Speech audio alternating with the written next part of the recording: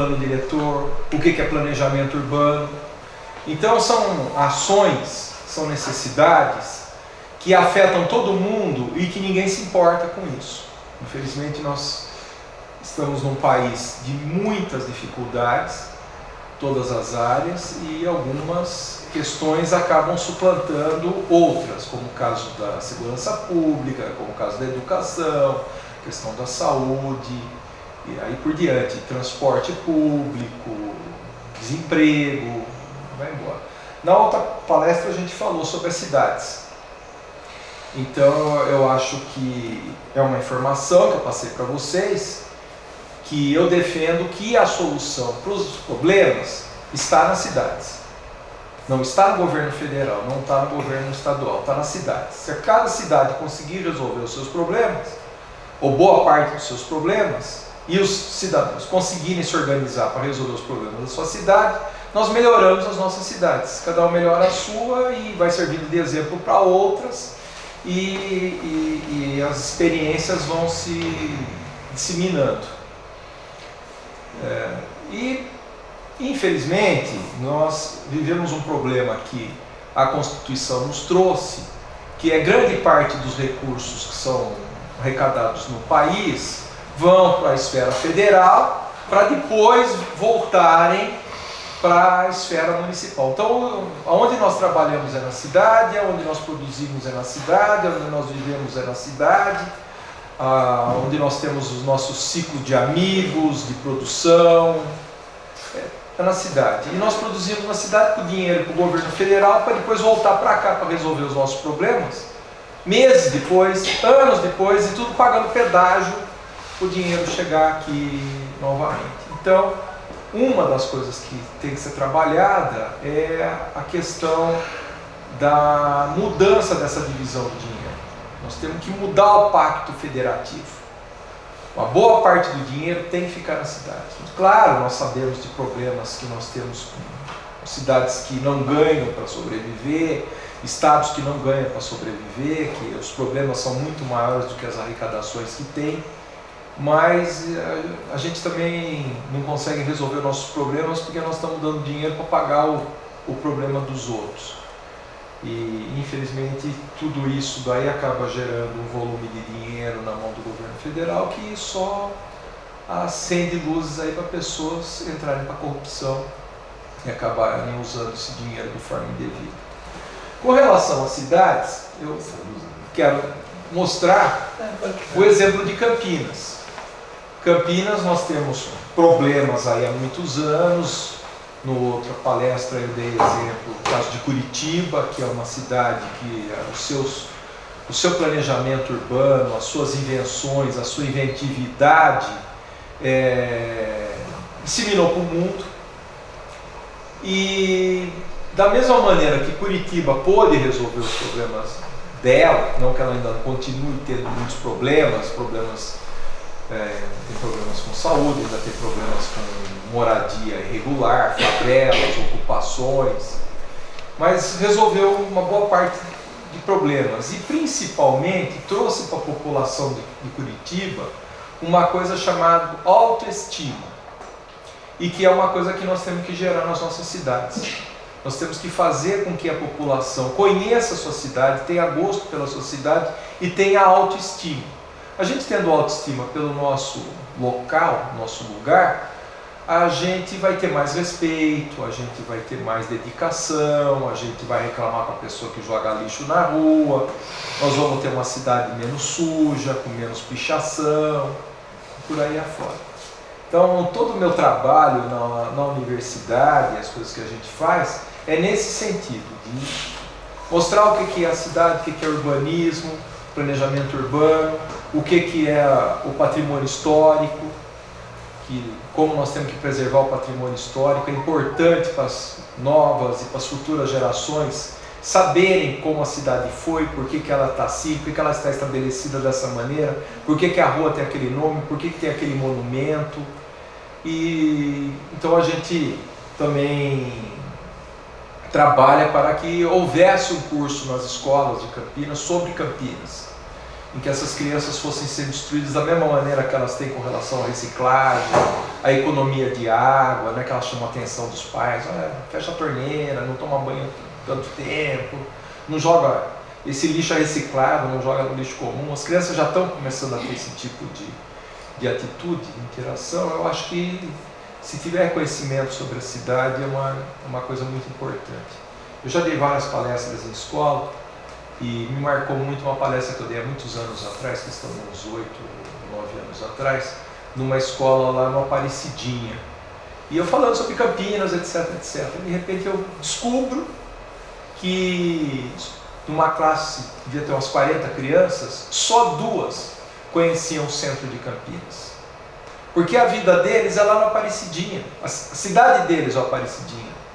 Os 2 que falaram que vinham para o centro de Campinas, conheciam o centro de Campinas, é porque os avós moravam no centro de Campinas. Então eles não sabiam nada de Campinas, nada. Mal sabiam que eram campineiros. E então é difícil a gente se dar falar, porque é a estátua do Carlos Gomes.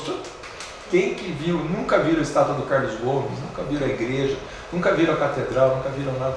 Então a gente tem que ter esse estímulo. Eu, na semana que vem, dia 25, eu vou dar uma palestra na Escola Comunitária de Campinas, para as crianças do 3º ano, crianças na faixa de 9 anos de idade, sobre a história de Campinas, que o estudo do meio nesse semestre é a história de Campinas. Então nós vamos dar amanhã eles vão ter um passeio de ônibus pela cidade, pelo centro histórico, contrataram uma coisa que tem historiadores, coisas especialistas. Eu nem sabia que tem esse grupo aqui em Campinas, até agora a gente tentar afinar aí o conhecimento, mas eles vão fazer esse passeio. Semana que vem eu vou falar sobre a história de Campinas e nós vamos marcar para outubro um passeio de Maria Fumaça, que eu já marquei com o pessoal lá da DPF, levar as crianças para ver o que a ferrovia foi importante, falar sobre o café, como que Campinas cresceu, como é que ganhou dinheiro aí com isso. Então, é isso. Hoje nós vamos falar do primeiro, não dá para falar de plano diretor se a gente falar do Estatuto da Cidade. E depois eu vou falar sobre a lei de zoneamento, que é a maneira de ser aplicado o plano diretor. Não adianta a gente ter um plano diretor se a gente não tiver mecanismos para aplicá-lo. E a maneira da aplicação do plano diretor, entre outras questões, é a lei de uso e ocupação do solo, uso, parcelamento e ocupação do solo. Primeiro, preciso contar um pouco da história de Campinas. A cidade, há muitos anos, ela estava travada com uma legislação antiga. Por exemplo, o parcelamento do solo, que é loteamento, era uma lei de 1959, que estava em vigor. A uso e ocupação do solo era uma lei de 88, que estava em vigor. Que houveram, ao longo dos anos, um monte de modificações, um monte de alterações, entre elas, como aconteceu aqui no bairro, os vereadores mudaram o zoneamento de um único lote numa quadra para fazer um prédio naquele único lote. Então é uma lei que estava completamente atrasada, antiquada, ela já começou ruim. Eu reconheço, visto a carapuça que na época que essa lei foi feita, eu defendi essa lei, porque a outra lei era antiga, eu achava que a lei que vinha era muito melhor do que a antiga. Na época tive até uma discussão com o Toninho, que é colega nosso, né, foi meu professor, o ex-prefeito, e o Toninho falou: Verde, você está errado, Verde, essa lei aí vai ser uma camisa de força para Campinas, essa lei só vai trazer corrupção, só vai trazer problema, Campinas não vai ganhar muito com essa lei. E ele foi contra, mas no fim, ele tinha acabado de assumir como vice-prefeito na época, o Jacob Bittar. Ele tentou brecar a lei acabou entrando em vigor, e depois ele acabou brigando com o Jacob Bittar, ficou meio colocado de lado, e o Jacob Bittar se aliou ao Quércia, e aí teve um monte de contratempos. Mas naquela época do Jacob Bittar foi feito um plano diretor novo. Nós tivemos vários planos em Campinas. O primeiro foi em 38, o plano Prestes Maia, e foi implementado parcialmente. E foi o plano de avenidas que fez a Glicério, o alargamento da Campos Salles, derrubou a Igreja do Carmo, fez a Praça do Largo do Rosário, depois as avenidas do Senador Saraiva, a Moraes Salles, aquele pedaço de alargamento, continuação da Orozimbo Maia, e fez abertura de avenidas, o viaduto Miguel Vicente Cury, foi a partir do plano de 38. Depois nós tivemos um plano diretor, que foi chamado PPDI, do Quércia. Inclusive um plano que não dava para tirar cópia, porque eles imprimiram o plano num papel aluminizado e o Xerox não conseguia copiar, ficava uma mancha preta nas cópias. Então a gente, quando tinha que ver o PPDI, a gente tinha que escrever à mão e naquela época não tinha fotografia, não tinha nada. Hoje com a máquina digital a gente ainda não consegue talvez fotografar. E o PPDI fez as avenidas lá, a continuação da Orozimbo Maia, a Sul-Leste, a Norte-Sul, a Aquidaban, criou a INDEC, que era para ser um escritório de planejamento na cidade, que é a Empresa Municipal de Desenvolvimento de Campinas, que depois ficou meia estagnada lá, acabou virando a empresa de administração das multas de Campinas. Então vamos falar do Estatuto da Cidade. O Estatuto da Cidade é um projeto que andava no Congresso, discussões que haviam a nível de universidades, desde o final dos anos 70, começo dos anos 80, e foi para o Congresso no começo dos anos 90, e foi implementado em 2002 e foi sancionado pelo presidente, pelo... 2002 era 2002. 2001 era o FHC. FHC. Mas eu acho que isso aí foi colocado em prática no Ele foi colocado em prática em 2001.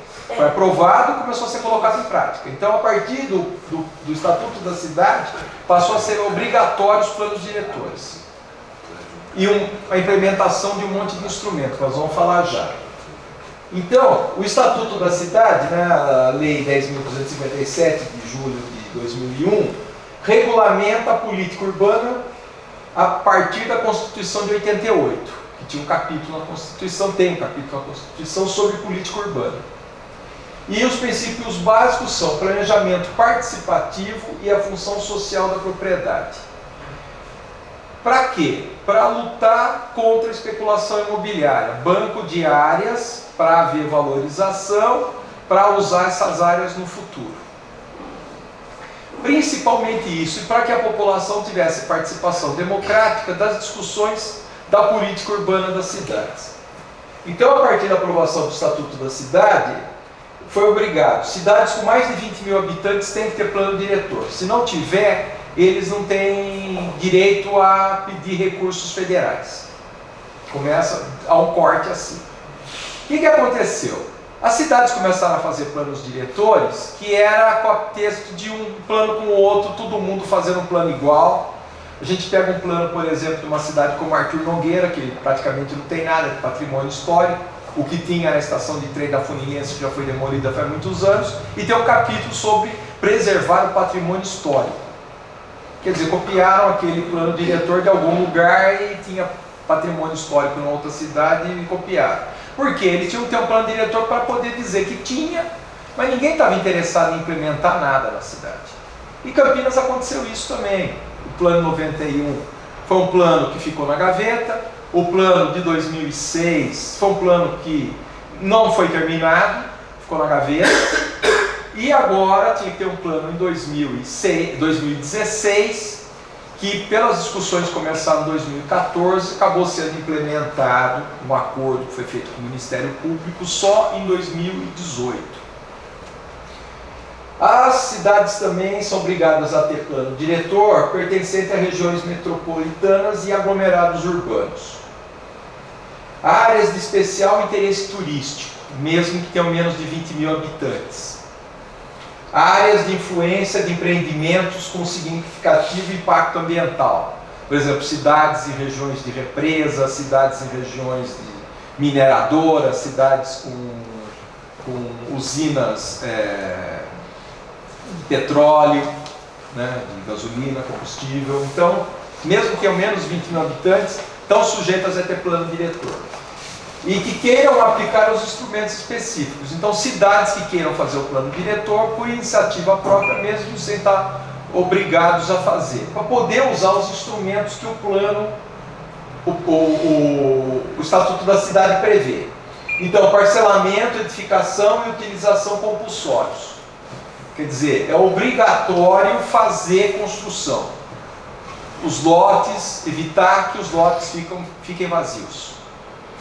Imposto predial territorial progressivo no tempo. Abre um projeto de imposto progressivo, a partir daquela data a pessoa tem tantos anos para poder construir e ocupar aquele terreno. Se não construir, vai poder ter até desapropriação do terreno. Desapropriação com pagamento de títulos. Desapropria, paga título público. Uso capião especial de imóvel urbano. Então, a previsão do uso capião do imóvel. Então, quem está usando o imóvel há mais de 20 anos passa a ter direito àquele imóvel. E isso, em lei, o Estatuto da Cidade já preconiza, já libera. Direito de preempção. Que a preempção é o seguinte: o governo tem o direito de desapropriar, tem o direito de usar aquele terreno se não houver um uso social.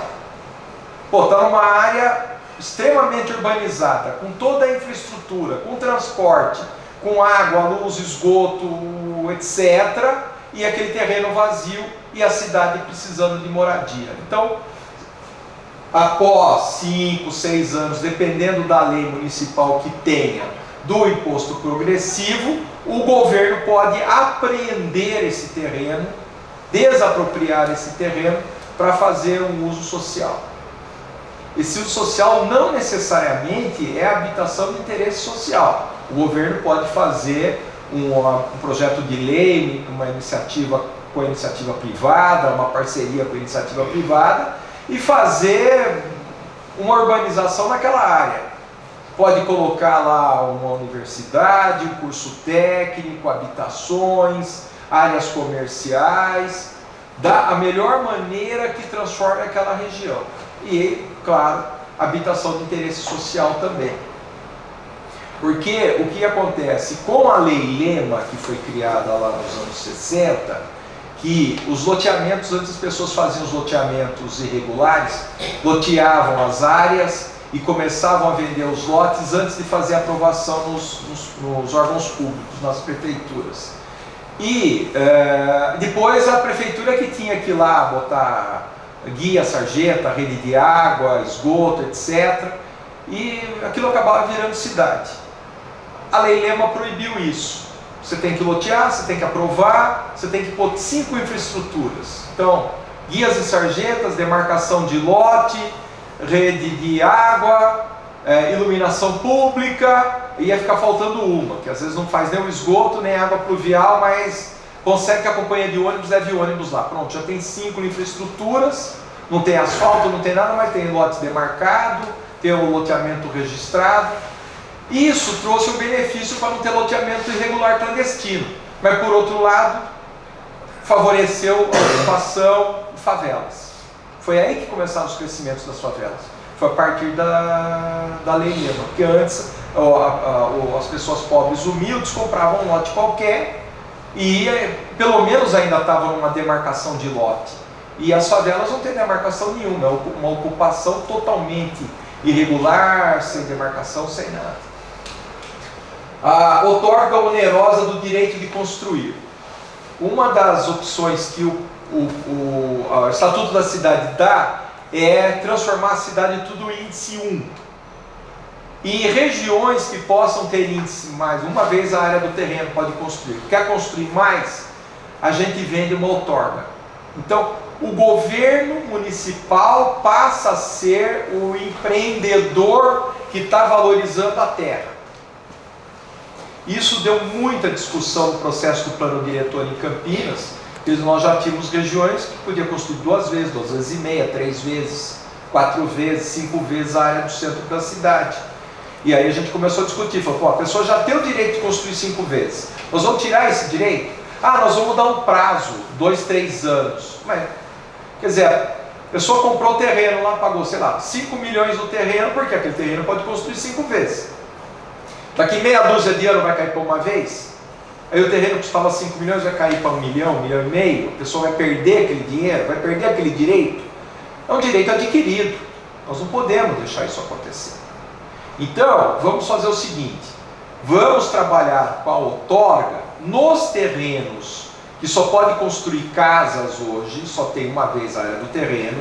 Esses terrenos vão ter a possibilidade de construir 2 vezes ou 4 vezes a área do terreno, e quem depois quiser construir essas áreas nesse terreno vai comprar a outorga. Vocês me entenderam? Só que ao mesmo tempo foi dado um prazo no nosso plano diretor para essa outorga entrar em vigor. Quer dizer, hoje um terreno que já está definido como 4 vezes a área do terreno, se alguém quiser empreender hoje, até 31 de janeiro de 2021, que a outorga passa a valer, quem aprovar o projeto e tiver o alvará de construção até essa data, vai poder construir as 4 vezes no terreno. Foi uma coisa também que a gente discutiu muito no plano diretor, para favorecer o mercado imobiliário, para ter oferta de habitações e para que o mercado comece a rodar. Não vai ficar esperando isso. Então o cara fala, não, deixa eu aproveitar meu terreno já fazer um empreendimento e aprovar antes de janeiro de 2021, que eu já vou garantir essas 4 vezes num terreno que hoje só pode uma vez. Ou um terreno que só pode 2 vezes, vai poder 4 vezes. E isso está fazendo com que haja muitos processos dando entrada na prefeitura e muitos empreendimentos comecem a ser viabilizados. E tem uma outorga também que vai ser cobrada, já está sendo cobrada, na macrozona de desenvolvimento ordenado, que são áreas rurais fora do perímetro urbano. Então não mudou-se o perímetro urbano da cidade, nós temos uma demarcação de crescimento do perímetro urbano. E teoricamente nós só poderíamos fazer loteamentos até esse limite do perímetro urbano, esses vazios urbanos desse perímetro. E foi criada uma macrozona, que toda a área rural de Campinas, fora a APA, fora a área de Souza, Joaquim Egídio, Carlos Gomes, vai poder lotear se quiser. Só que vai lotear dentro de um monte de condicionantes. Por exemplo, tem que estar numa via da cidade, ou uma estrada, ou na frente de uma avenida. Tem que ter uma infraestrutura básica para chegar lá fácil, por exemplo, uma rede de energia elétrica, vai ter que garantir chegar água, puxar a adutora, vai ter que fazer estação de tratamento de esgoto e vai ter que pagar uma outorga para transformar aquela área rural numa área urbana. Eu considero o seguinte, está se dando a possibilidade, mas é uma possibilidade muito remota. Serão pouquíssimas áreas rurais que conseguirão entrar para a área urbana. Eu aprovo, mas eu acho que essa foi a melhor maneira, porque muitas áreas rurais de Campinas, infelizmente os proprietários, os donos dessas áreas rurais estão tendo enormes sacrifícios para se manter. Eles sempre estiveram abandonados pelo poder público municipal, nunca tiveram apoio nenhum, de nenhuma forma. E esse plano diretor acabou trazendo uma série de condições para que eles empreendam, para que eles ou loteiem, ou façam um hotel fazenda, ou ponham uma indústria lá de compota, ou trabalhem de uma maneira que eles possam fazer aquela terra ser mais produtiva e trazer mais recursos para eles.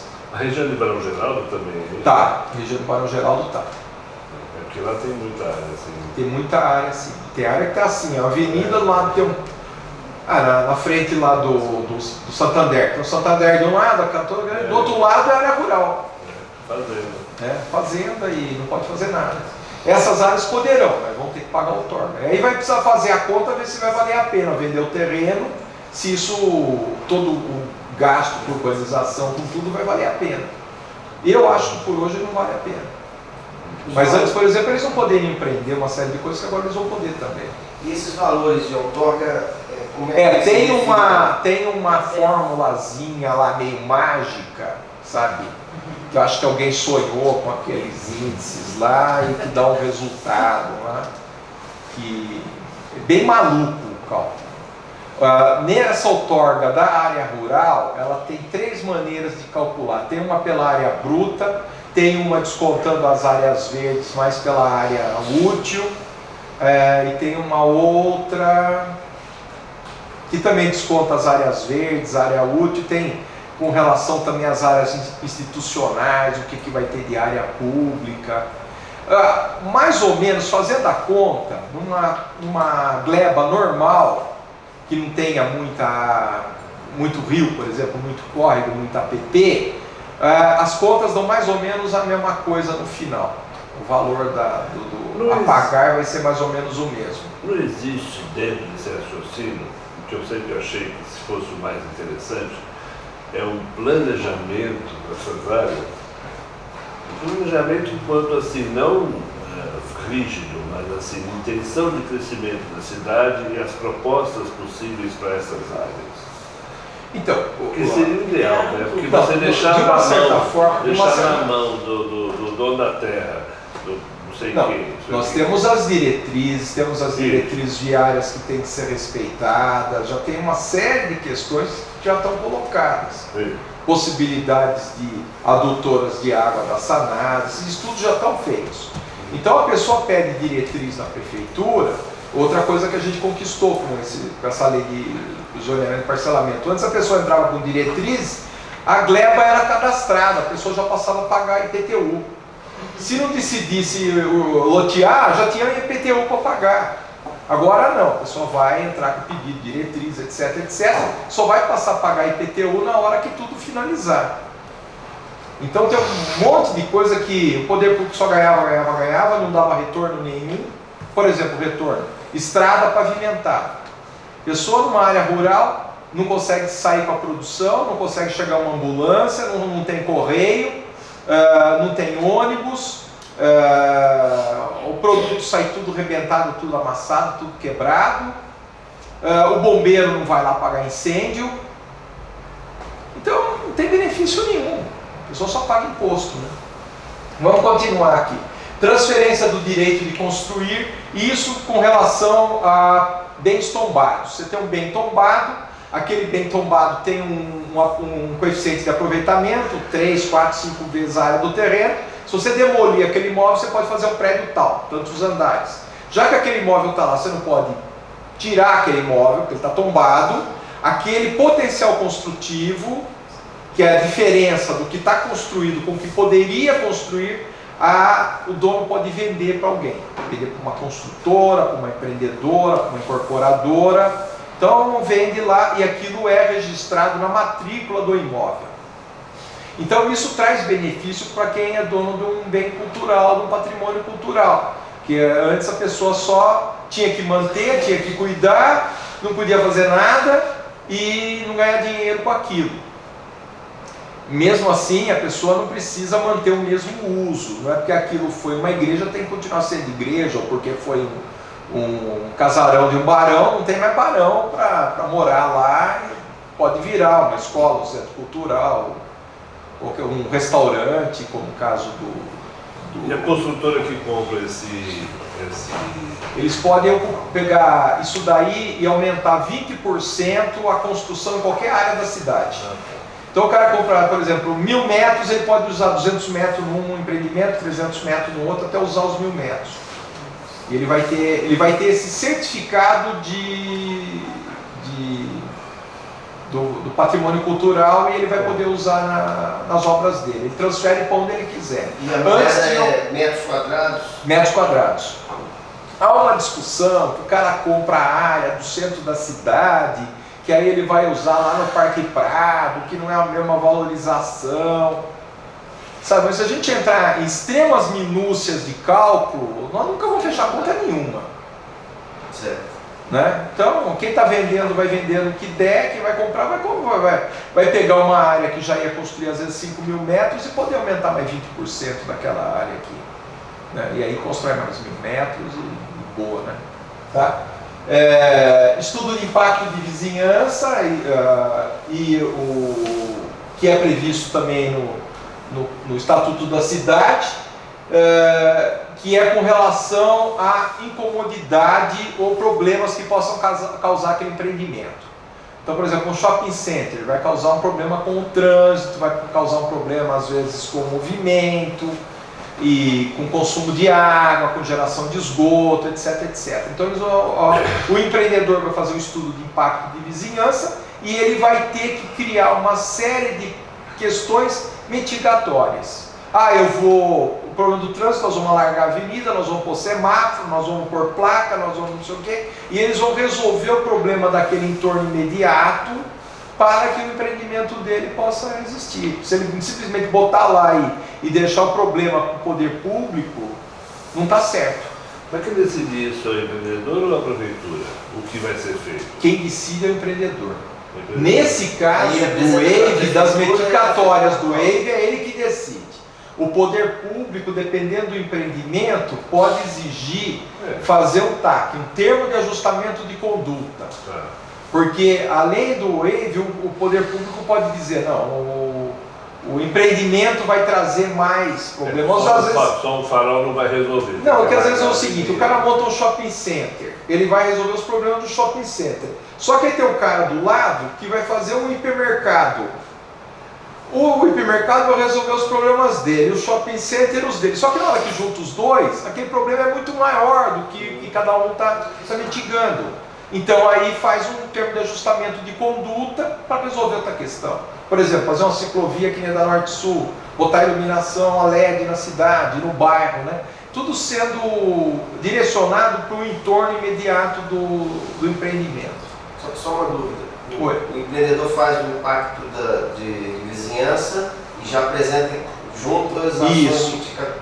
Ele vai apresentar os problemas que ele está vendo e como que ele vai solucionar. O poder público vai analisar. Vai falar que sim, que não, é pouco, é muito. Muito eles nunca vão falar. Né? Mas é pouco, mais ou menos. Mas isso já está uma coisa assim, mais direcionada, mais encaminhada, que não tem tanta discussão como nós tivemos até hoje. O que acontecia com a lei de zoneamento anterior? Sempre arrumava problema, né, para vender facilidade. E isso é o que a gente está tentando, brigando para tirar. Eu falo a gente porque eu, enquanto arquiteto, atuante nos conselhos municipais, nas associações, a gente tem uma participação efetiva. Eu participei desde 2014 de mais de 30 reuniões do plano diretor em vários bairros e a gente participou, né, junto aos conselhos, e a gente está correndo junto com a prefeitura, cutucando eles. A lei não está boa ainda, melhorou muito, mas tem muita coisa ainda para melhorar. E a gente está lutando por isso. Até semana passada nós fizemos uma reunião aqui, justamente aqui onde eu estou sentado, estava o secretário de Planejamento de Campinas, e fazer uma reunião com a gente aqui, porque a gente está querendo ajustar mais umas coisinhas aí. Que nenhuma lei é perfeita, né? Ainda mais uma lei nova. Vamos lá. Consórcio imobiliário. Você pode fazer parcerias aí público-privada, fazer um consorciamento do poder público com o empreendedor para fazer habitações, por exemplo, ou desenvolvimento de regiões da cidade dentro do interesse público para a cidade. Então o poder público pode fazer um consórcio com a iniciativa privada. Concessão de uso especial para fins de moradia, que nós também aqui em Campinas foi feita a lei da Coab, para ampliar, porque a Coab não tem dinheiro para fazer nada. Há muitos anos, há quase 30 anos que a Coab não consegue empreender, e aí aumentou muito as áreas de ocupação. Então uma das coisas que eles, com essa lei da Coab, por exemplo, onde pode fazer, locais que ainda pode fazer uma vez só a área do terreno, pela lei da Coab, se você fizer um contrato com a Coab e vender parte disso, por exemplo, se tiver habitação hoje, apartamento, eu estou fazendo um conjunto aqui no Costa e Silva. Nós vamos fazer apartamento e vender por 175 mil, que é o teto mais baixo do Minha Casa Minha Vida. Dentro desse padrão, eles deixaram usar 2 vezes a área do terreno, então podia construir 2.900 metros, vai poder construir 5.800 no caso daquele terreno, e fazer metade das vagas só. Vaga também é muito cara, às vezes a vaga do carro é mais cara do que a área da habitação. Então vamos propor habitação. Então isso é outra coisa que está viabilizando. Zonas especiais de interesse social. No caso de Campinas, não foram definidas zonas. Na lei de zoneamento anterior de 2006 foi assim: zona para habitação de interesse social, Ouro Verde, Campo Grande e Aparecidinha. O resto da cidade não podia fazer habitação de interesse social, proibido. Pobre aqui não. Então o que aconteceu com Souzas? Até que foi cruel. Eles foram urbanizar um córrego que tinha área de problema de inundação, área de risco, derrubaram todos os barracos, e a Coab ia construir uns sobradinhos para pôr aquelas pessoas que estavam lá na área de ocupação. O Ministério Público falou: não, a lei não permite, a lei de zoneamento não permite, o plano diretor não permite, vocês têm com essas pessoas em área de interesse social. Aí leva lá pro Bassoli. Aí aparece a foto de um velhinho lá de 70 anos, de Souzas, jardineiro com a bicicleta, com a enxada, tudo as coisas na bicicleta, né? Há 30 anos morava na favelinha, vai lá pro Bassoli. Além de dar a casa pro cara, dar uma conta para ele pagar e tira o serviço dele, que era a clientela dele de jardins na região de Souzas. É justo isso? É cruel. O cara não pagava água, não pagava luz, não pagava habitação, ganhava de subsistência. De repente você bota ele num lugar que você tem que pagar a prestação, por menor que seja, tem que pagar água, luz. E lá do outro lado da cidade, a 20 quilômetros de onde ele tem o trabalho dele. Não é justo. Hoje pode fazer habitação de interesse social em Campinas inteira. Quem tiver um terreno, que quiser fazer habitação de interesse social, vai ter ajuda.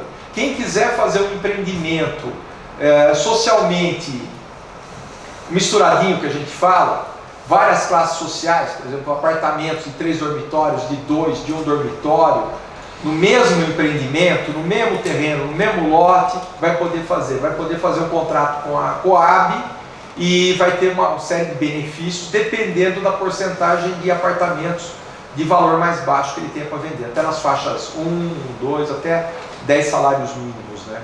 É de, acho que 2,5 salários mínimos, 5 salários mínimos e até 10. Acho que eram 3 faixas, agora são 4, se eu não me engano.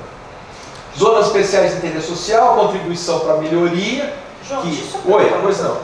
Nas apresentações do plano diretor e na Luz também, o Santoro falou várias vezes que não poderia empreender nas áreas de potencial sem colocar a faixa 1 ou 1,5. Isso, pastor, você sabe alguma coisa?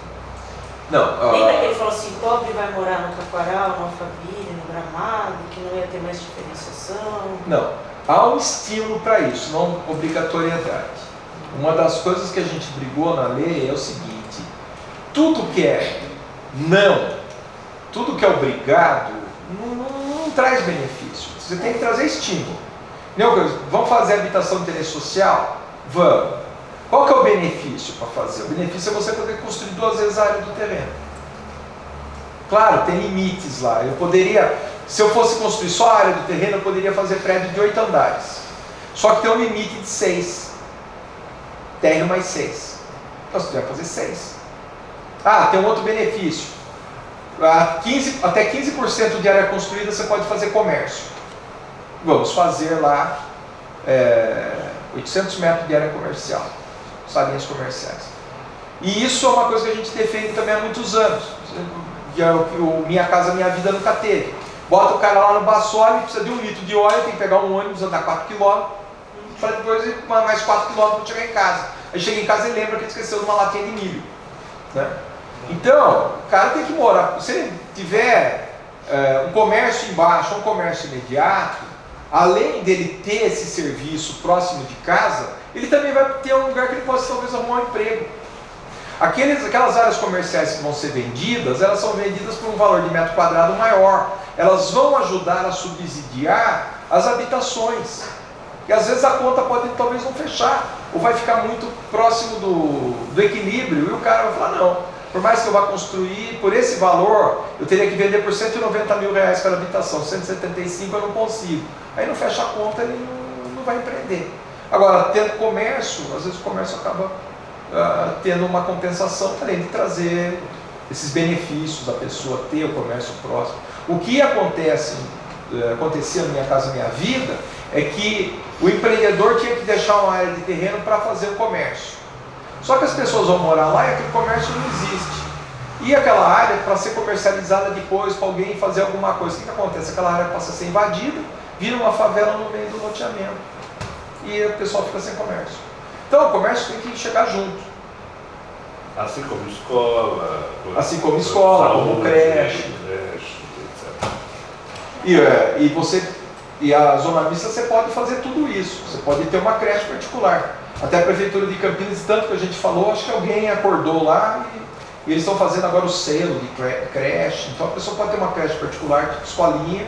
A Prefeitura vai lá, faz uma fiscalização, dá um selo de autorização. E com isso vai minimizar muito a necessidade de creche. E assistência técnica e jurídica gratuita para os empreendimentos. Tá? O plano diretor de Campinas, o que é o plano diretor? O plano diretor é um conjunto de princípios, regras, orientadoras e indutoras do ordenamento da ocupação físico-territorial ambiental do município, visando a que a cidade seja acessível, justa no conjunto dos seus habitantes. O plano diretor pode ser entendido como elemento definidor dos objetivos e diretrizes estratégicas e globais do desenvolvimento urbano e rural da cidade. A área rural de Campinas nunca teve nenhum plano da cidade, só entrou agora. Deve configurar-se como instrumento de indução e articulação dos processos de tomada de decisão, servindo de principal referência para a definição e implementação de mecanismos legais, administrativos, políticos, envolvendo as ações de longo, médio e curto prazo, visando tornar a cidade mais equilibrada sob o aspecto físico, territorial, ambiental e socioeconômico social. Está muito bonito o que está escrito, né? Mas para a gente implementar isso daí, tem muito trabalho e tem muita intenção de se fazer. Então o que a gente discute? Nós não podemos ter uma liberdade total. Nós temos que ter regramento, regra.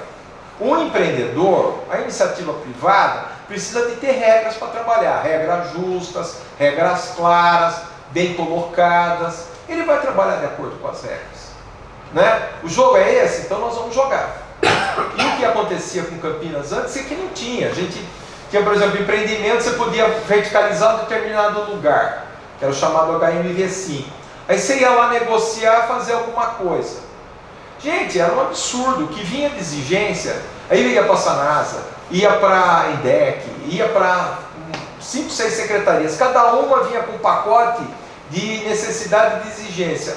Não saía o empreendimento, não saía as coisas. Não, tem que ter regra clara. Regrou, as coisas saem. Temos que ter uma boa base jurídica. Nós temos que ter uma certeza jurídica. Se não tiver, não sai. As coisas não acontecem, né?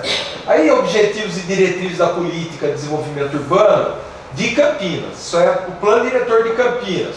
Tornar a cidade mais saudável, acessível, inovadora, inclusiva, diminuir a ociosidade dos imóveis privados, não edificados, subutilizados, não utilizados, inseridos em regiões da cidade dotadas de infraestrutura aptas à ocupação.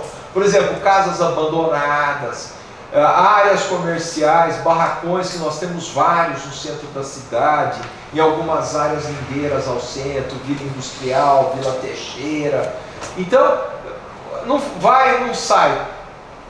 E por algum tempo, ou obriga a fazer, você tem que empreender, se você não empreender, o poder público vai acabar ocupando. Não é justo que aquela infraestrutura fique lá largada para aquela pessoa achar que vai ganhar dinheiro alguma vez na vida. Às vezes até as questões não saem por questões familiares, questões de herança, a família não se entende, não dá certo, um acha que o outro está querendo ganhar mais, aí não deixa fazer. Então, na hora que o poder público entrar com uma ação, às vezes jurídica, as coisas acabam se resolvendo, às vezes acabam resolvendo bem ou até de uma forma equilibrada para todo mundo.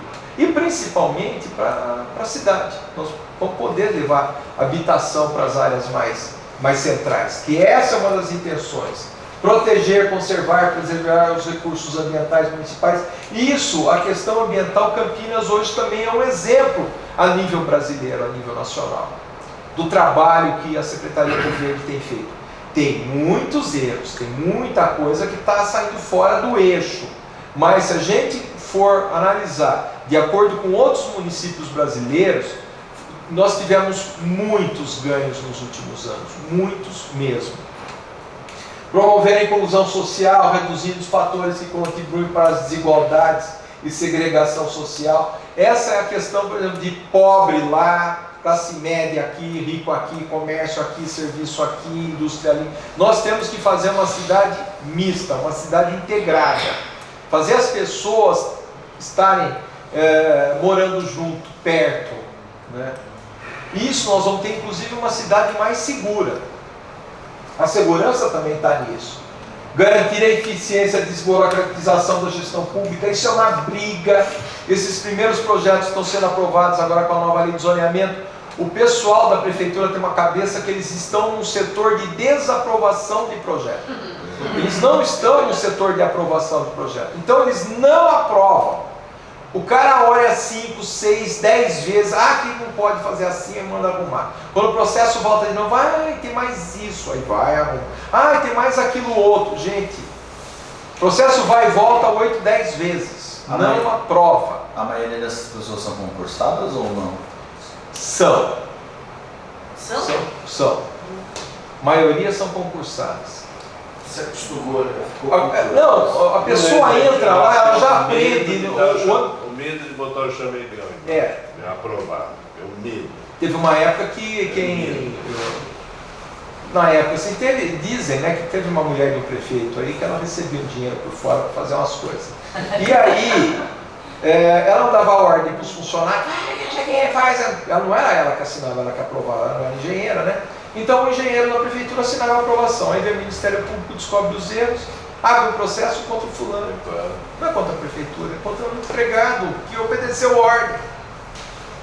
Teve cara que foi afastado, teve cara que teve problema de estresse, de coração, de não sei o quê, porque funcionários excepcionais, gente do bem, que acabou sendo usado nessa situação e acabou tendo seu nome envolvido com isso. Isso a gente lamenta muito. Foram vingados recentemente. Não sei, viu? Porque ainda não estabilizou essas questões dessas pessoas, não. Então, um empreendimento que fica perto de córrego, que tem uma nascente, assim, não é muito visível, mas tem uma nascente, tem algum problema para... No caso, assim, é possível construir uma rua ali, passar asfalto? Você pode passar, fazer uma ponte, passar por cima do córrego, porque a área da APP, você pode dar uma ocupação de até 10% da área da APP. Então, com isso, você consegue passar uma rua. Só que a rua não pode passar em cima onde está a nascente. Tem que estar afastada da nascente. Em volta da nascente, você tem que ter um raio de 50 metros no entorno da nascente. Então, essa passagem tem que estar fora disso. Então, o asfalto tem que estar 50 metros da nascente. Isso. Para passar, para cruzar. E para correr paralelo? Correr paralelo, o ideal é também não. Mas o que às vezes 50. acontece, ela passa perto de um lado, mas do outro lado você tem mais tanto de mata, que não precisava às vezes ter e fizeram mais, do outro lado tem mais um tanto. Há umas compensações que às vezes podem ser feitas. É a CETESB que faz, né, coordenação? É a Secretaria do Verde. Não, a CETESB é estadual, né? Não. Da FIAC eles fizeram Não, todos, eles fizeram isso daí. Depende da época. Hoje é tudo Secretaria do Verde. O contrato com o governo do estado, a atribuição. Se o município já tem uma legislação ambiental, o município é que rege. Claro, o município não pode ir de encontro ao Código Florestal. O Código Florestal define 30 metros de área de APP, o município não pode falar que é 20. Tem que ser de 30 para cima. E mata ciliar, né? Exatamente. Tá. Então, hoje é o município que rege. Não, realmente, nascente é uma das piores coisas que possa existir no empreendimento, porque é mais preservada é a nascente. Né? Exatamente. Tem ali no São Bernardo, um córrego que deságua no Pissarrão, e ali está cheio de empresas, né? E tem uma rua ali que eles não conseguem asfaltar. E aí eu falei, será que é por causa de uma nascente? Lá eu virou lixão o córrego, que tem nascente. Lá eu acredito que não seja isso, porque lá é uma área da cidade que já está estabelecida há muitos anos. Essa exigência das APPs, da passagem, preservação das nascentes, é com relação a onde é a área livre hoje, a área rural, que vai ser loteada. Aonde a cidade já está estabelecida é complicado, que nem se fosse rígido com relação à legislação federal, não poderia canalizar o córrego da Norte-Sul. Canalizou por quê? Canalizou porque já está numa área estabelecida da cidade, já uma área que já existia antes do Código Florestal. Tem córregos passando debaixo do centro da cidade. Barão de Jaguara tem um córrego que passa embaixo, a Delfino Sintra tem um córrego que passa embaixo, a Avenida Chieta inteira, só tem um pedacinho que o córrego está aberto. O Mercadão está em cima das nascentes do córrego da Orozimbo Maia. Então tem um monte de lugar, tem um monte de escola que está. O campo de treinamento do Guarani está em cima, onde era uma lagoa que foi canalizada. O campo da ponte tem um córrego que passa embaixo do campo da ponte, e tem água pra caramba aquele córrego. É por isso que a ponte não ganha nada. Porque eu já estudei isso. Por isso que é ponte, né? Tem água por baixo da ponte. A teoria chinesa do Feng Shui disse o seguinte: você não pode construir em cima da água, senão a água leva suas alegrias, suas felicidades, seus títulos embora. Né? Então a ponte nunca ganhou nenhum título porque está jogando em cima do córrego. Embaixo do Guarani deve ter nascido um córrego bem. Não, o Guarani é o seguinte: o Guarani foi campeão, depois recebeu aquela área na prefeitura para fazer o campo de treinamento e não ganhou mais nada. Também está jogando em cima da água, ela também não devia também. Então tem todas as questões: garantir preservação, valorização do patrimônio histórico, fortalecer a zona rural, desenvolvimento, todas as questões. Depois eu posso passar para vocês todo isso daqui, né? Todo esse resumo: promover no âmbito ambiental a competência municipal, a governança, desenvolver potencial turístico, seus diversos segmentos, promover a gestão inovadora, democrática da cidade, reconhecer o território urbano e rural do município, né? E as diretrizes gerais da política urbana, que são definidas de acordo com o Estatuto da Cidade: promoção da mescla de usos em toda a cidade com a adoção de usos compatíveis com a hierarquização viária. Então, dependendo do sistema viário, da infraestrutura e das restrições ambientais, nós vamos promover o desenvolvimento, um maior adensamento nessas regiões da cidade. Compartilhamento dos leitos férreos ativos para o transporte de cargas e passageiros. Isso é uma coisa que eu defendo: transformar os leitos férreos em VLT, em metrô, se possível.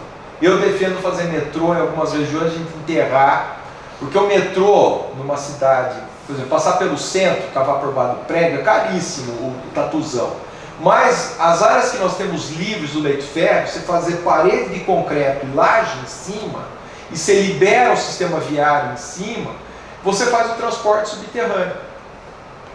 Foi como foi feito o metrô do Porto. Porto é uma cidade que tem 350 mil habitantes. Viabilizou fazer o metrô lá. Quer dizer, Campinas pode viabilizar. Claro, não dá para fazer assim de uma hora para outra, mas dá para ir viabilizando aos poucos. Precisa ter vontade política. Boa parte do leito férreo, o trem pode estar correndo na superfície. Partes mais adensadas pode ir para o subsolo. No caso, por exemplo, pegar uma Amoreiras e enterrar a Amoreiras lá. Aí a Moreira já hoje não vale tanto a pena. Mas a gente pega, por exemplo, a linha da Mogiana. O DLM, tem algumas áreas até que foram ocupadas. Mas o que foi ocupado é muito pouco, desapropria, bota no chão, não tem problema. É pouca coisa. Pega uma área da Funilense, que é para Barão Geral. Claro, a parte da Funilense tem uma área que era na fazenda. Aí já passa pelo Tapetão, já corta caminho pelo Tapetão. Pode utilizar isso. A linha da Paulista, inteirinha, você pode vir de Vinhedo até Americana. Sabe quantos ônibus nós vamos tirar da cidade botando um trem desse, de subúrbio? Mas tem que ver se eles querem tirar os ônibus. Esse é o problema, né? Você tirar os ônibus. Então, é aí que tem que ter uma vontade política, porque não é só a questão do ônibus, a questão do trânsito, mas aí você vai ter um transporte mais limpo, mais eficiente, mais rápido, que não polui, principalmente a não poluição, poluição sonora e poluição do ar. Ô, Né? João, deixa eu só fazer Oi. Sobre a promoção da mescla, aqui em Campinas, o plano diretor, ele enxergou algumas ruas e falou assim, nossa, estou vendo um DOT. O senhor é a favor Sou. de fazer o DOT? O senhor está no céu, tá bom. De fazer o DOT, você poder mesclar e adensar depois das obras que aquilo ali vira um DOT, ou vamos fazendo tudo e vamos imaginar que ali um dia vai ser um DOT? Então, eu defendo o seguinte, que essas coisas têm que ser feitas concomitantemente. Não dá para fazer antes, deixar para porque tem gente, por exemplo, o plano diretor brigou e falou assim, não, porque a cidade vai começar a fazer prédio sem infraestrutura. Vai pôr a infraestrutura quando? Tem que fazer a infraestrutura antes para pôr os prédios depois. Aí quem nasceu antes, o ovo ou a galinha? Sabe, porque quem vai fazer o prédio, ele tem que trabalhar em cima da infraestrutura existente. Se ele não tiver rede de água para chegar no prédio dele, a Sanasa vai cobrar dele uma adutora. Se ele não tem rede de esgoto, ele vai ter que fazer a rede de esgoto. Eu fiz, por exemplo, os primeiros prédios no Mansões de Santo Antônio, eu fiz o projeto. Fui atrás da Sanasa, fazer contrato, levar a adutora aqui da caixa d'água da Lagoa, lá no Mansões Santo Antônio. Aí não tinha esgoto por causa do córrego, etc. Nós fizemos estação de tratamento, pré-tratamento de esgoto nos prédios. Usamos uma boa área do terreno para fazer a estação de tratamento de esgoto. Para poder jogar aquela água que joga, já é uma água semi-limpa, muito melhor do que a água que está naquele córrego, que é esgoto in natura.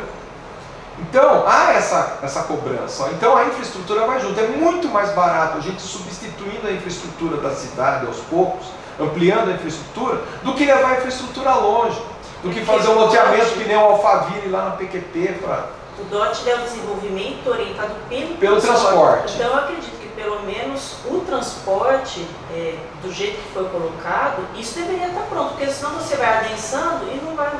Então, mas o que é transporte? Olha, eu entendo que é ir do ponto A ao ponto B, né? Enquanto a gente não se teletransportar, vai ter que levar um lugar. Não, então, né? porque a gente fala transporte, a pessoa fala assim, não, porque o transporte é transporte público, tá? O transporte público é o transporte público. Mas o transporte é o ato das pessoas se transportarem. Então, a pessoa pode ir a pé, a pessoa pode ir de bicicleta, pode ir de patinete, pode ir no carro próprio, pode ir no Uber, pode ir de carona. Então, nós temos umas outras condições hoje que nós não tínhamos quando o plano diretor começou a ser feito. Por exemplo, não existia patinete, não existia bicicleta compartilhada, não existia Uber. O que acontece hoje? Um restaurante ou um bar de muito movimento, há uns anos atrás, você não arrumava lugar para estacionar. Hoje tem. Porque ou vai todo mundo de Uber para poder beber, ou vai 5 num carro, que um é o motorista do dia, que aquele não bebe, os outros 4 podem beber. Então, reduziu o estacionamento 5 vezes, praticamente. Porque antes, cada um ia num carro. No máximo 2 no carro. Então, as condições da cidade estão mudando. Né? O que a gente quer com o plano diretor é que nós tenhamos oferta de trabalho, de serviço, de emprego, de lazer, próximo das moradias das pessoas. Então, se possível, a gente morar perto de onde a gente trabalha. A Coab, com a lei da Coab, está prevendo, inclusive, locação social. Então, a pessoa não vai comprar ter um Minha Casa Minha Vida comprado, ela vai ter um Minha Casa Minha Vida alugado. Então, hoje ela está trabalhando nessa fábrica tal aqui perto, ela pode morar aqui. Se ela arrumar um emprego em outro lugar, ela pode pedir uma transferência para um outro imóvel, um outro apartamento naquela região próxima de onde ela foi trabalhar.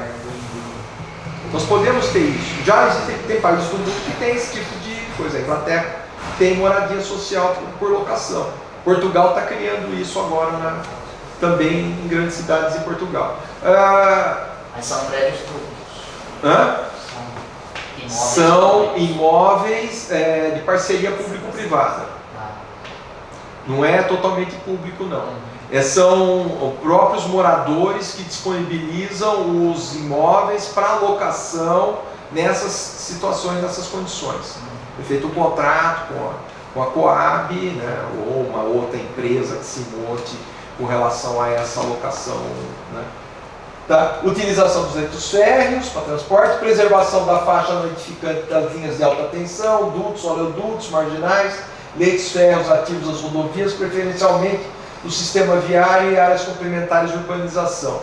Essas áreas têm que ser mantidas preservadas, não pode ser ocupado, não pode deixar ocupar, não pode deixar fazer favela embaixo de leito férreo, na faixa ao lado de rodovia, de maneira nenhuma. Embaixo de linha de alta tensão, é possível fazer a construção de áreas de lazer, por exemplo? Nada. Não é conveniente. Tem lugares que é permitido, não é conveniente. O máximo que é permitido é jardim, horta, esse tipo de coisa. Tem várias cidades que tem até o trabalho de hortas comunitárias. Eu já vi um estudo sobre. Na verdade, quando eu fiz elétrica, nunca se provou nada, que tem uma distância mínima de 30 metros do cabo de alta tensão. Mas nunca se provou nada que isso realmente cause algum problema, né? Tanto que é o mesmo papo do celular. Falam que o celular cozinhava o cérebro e, no entanto, não usa lá da cabeça. Não, mas tem um caso que aconteceu, o menino estava com uma folha de papel alumínio e tal. Pensando nele? Fritou a criança. O que eu sei dos 30 metros não é por causa de descarga, é por causa de radiação. Radiação. Se Se você chegar embaixo da linha de alta tensão com uma bússola, você não vê o norte. Eles Você usam fica um doido. projeto que eles usam esses espaços para fazer horta. Horta. Sim. E aí eu derrubei a alface e está lá na radiação o dia inteiro. Mas a alface não está irradiada. Quem vai ficar irradiado é quem ficou plantando a alface. Né? Por exemplo, eles permitem fazer a horta, mas não permitem fazer campo de futebol para criança jogar bola. Pois é. Mas aí, Uma dúvida sobre densidade demográfica. Existe uma lei de densidade demográfica em Campinas em relação, sabe, no quarteirão eu posso ter tantas pessoas habitando. Por exemplo, eu morei muitos anos em São Paulo, morei no Rio também. No Rio não percebia tanto, porque é mais apertadinho, principalmente na Zona Sul. Mas em São Paulo, qualquer hora, do nada, sai um prédio de 30 andares, de 28 andares.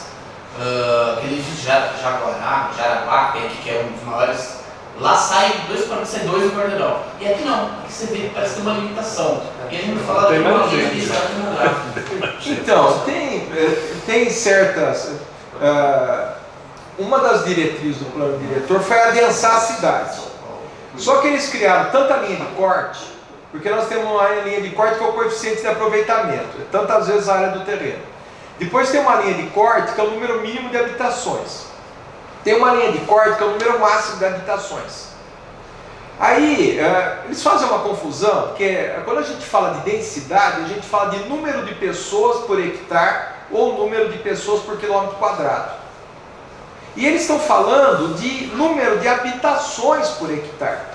Independente de quantas pessoas moram na tua habitação. Então, houve uma falha de interpretação do pessoal da prefeitura, porque por mais bem intencionados que o pessoal da prefeitura esteja, por mais que eles estudem, porque tem gente lá fazendo mestrado, doutorado, etc. Também tem muita gente ruim na universidade dando aula de mestrado e doutorado. Eu também estou na universidade e estou vendo isso. Tem gente que acha que mestrado e doutorado é só para ficar discutindo problemas, não é resolver algumas soluções. Porque muitos deles lá nunca trabalharam aqui fora, nunca trabalharam para iniciativa privada, nunca fizeram projeto na vida. Então eles ficam só na teoria e para eles nada dá certo, porque eles só analisam as coisas erradas. Tanto que a gente pergunta para um aluno de 4º, 5º ano na faculdade quem é Jaime Lerner, ninguém na faculdade sabe. Eu brinco com os alunos, falo, gente, pelo amor de Deus, vocês estão no 4º ano e vocês não sabem quem é Jaime Lerner? Não. Por quê? Porque tem alguns professores lá que tem uma puta dor de cotovelo do Jaime Lerner que não deixam falar do cara. Porque o cara foi governador, o cara foi prefeito, mas se ele fosse do PT, ou fosse do PCdoB, ou fosse do PSOL, eles estavam endeusando o cara. Mas como o cara foi do PDT, foi do DEM, aí já não, ele não serve mais. E o cara recebeu um prêmio agora há pouco tempo atrás como o segundo urbanista mais influência teve no mundo no século XX. E aqui no Brasil o pessoal deixa ele de lado. Urbanismo é uma coisa que também o Brasil não pensa, né? Se a gente falar em urbanismo, é muito mais arquitetura do que urbanismo, né? Não se pensa nisso como um todo. Então, mas a grande maioria das pessoas são analfabetas em urbanismo. E político, então, é totalmente analfabeto. Por isso que os candidatos que estão aí, que estão escondidos aí, estão aqui, né?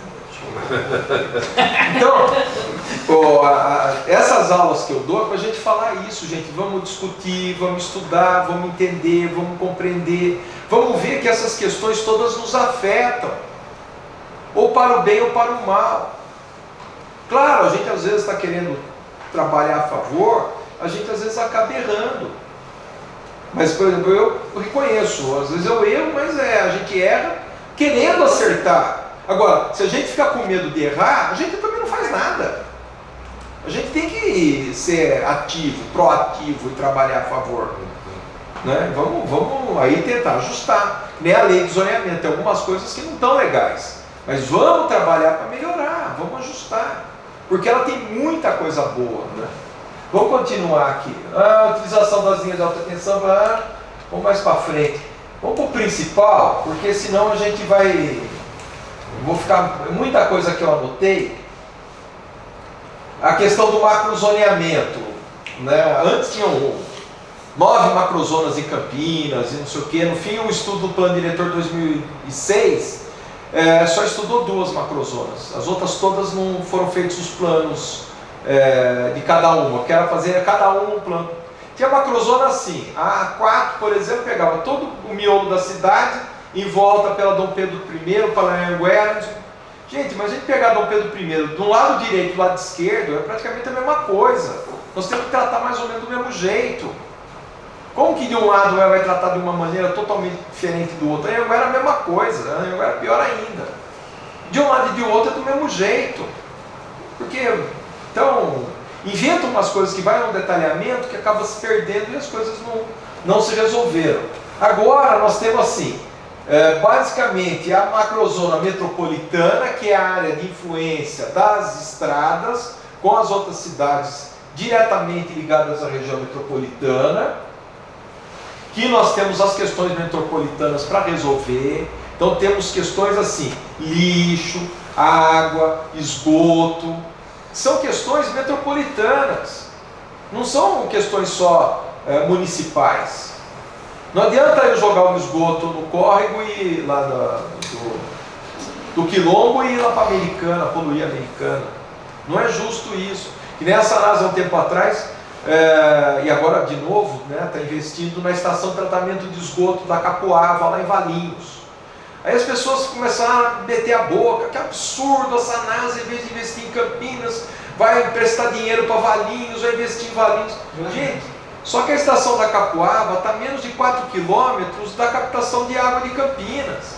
Se resolver o esgoto, tratar o esgoto de Valinhos, nós vamos pegar uma água mais limpa no Atibaia. Vai gastar menos com produto químico para tratar a água de Campinas. A diferença é que minha conta de água é R$300 e da minha amiga em Valinhos é 80. A gente tem que cobrá-los de qualquer forma. Não, isso é outra questão.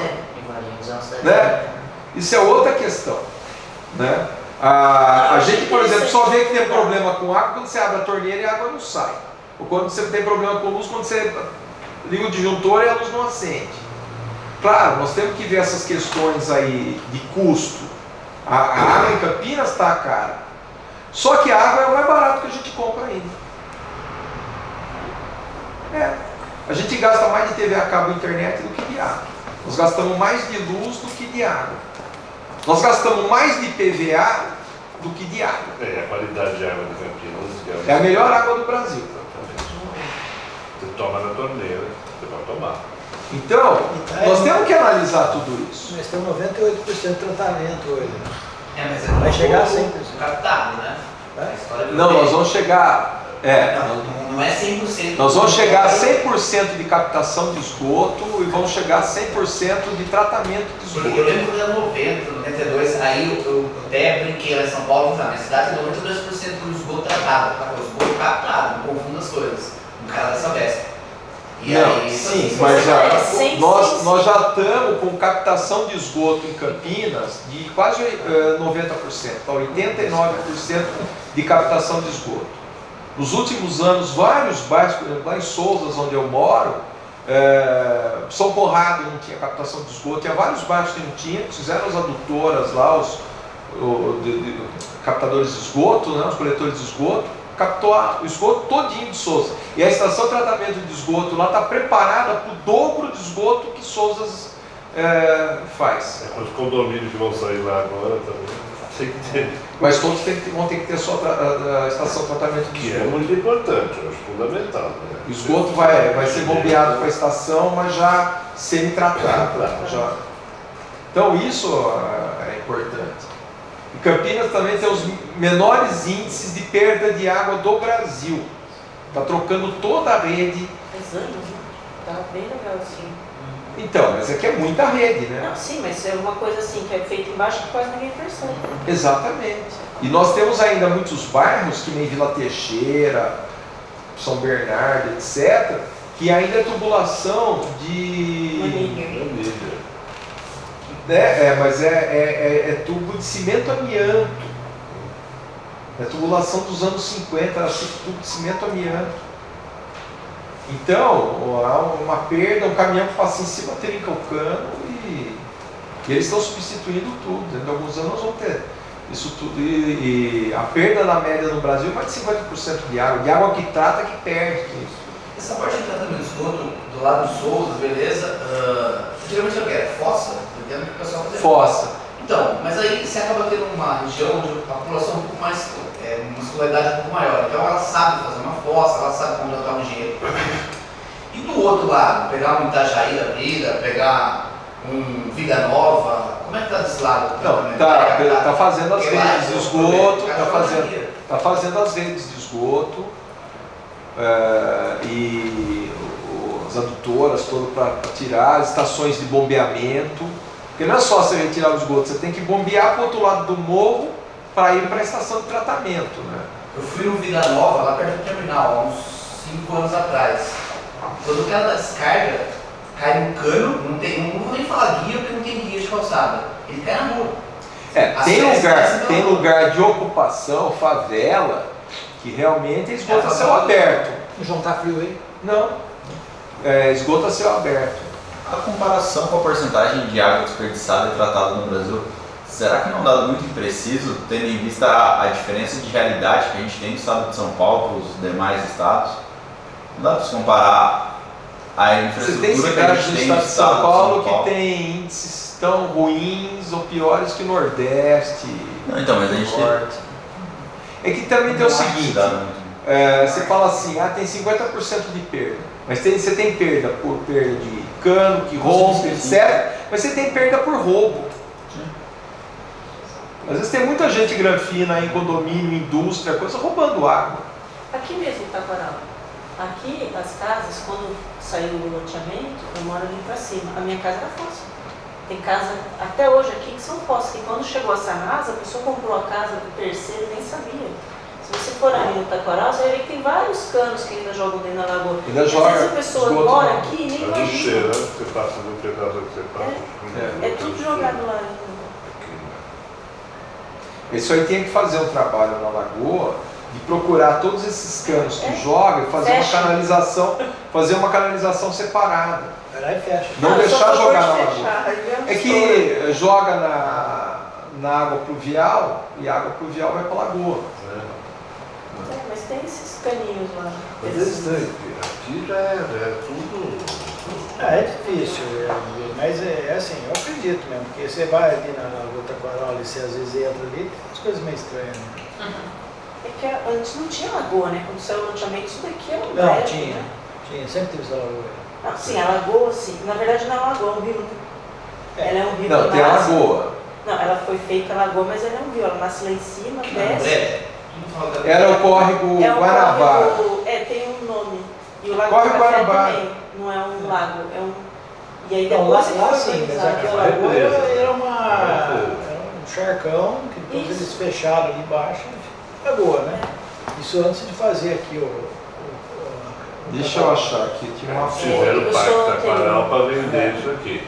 Que Aí, depois virou aí tinha as outra taquaras vez. ali embaixo, ali, que virou Isso, todas as taquaral. taquaras. Lá no taquaral. Essa não é Eu fiz casa lá aqui em cima, comprou os na terrenos, década lá, Essa mesmo. de Construiu o Tatinho. 70, 80.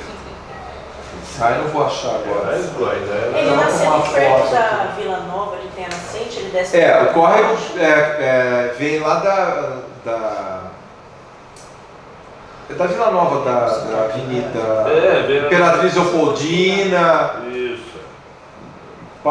Tá tudo canalizado ali por baixo do balão, por baixo do cartódromo. E ele vem aqui por cima também. Tem a primeira lagoa. Tem vários, né? São vários córregos.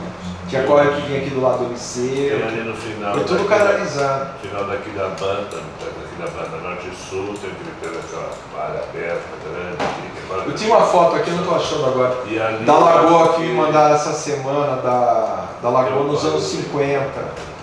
Era só uma área de várzea, né? Dos riachos. Tinha uma foto ali em campo.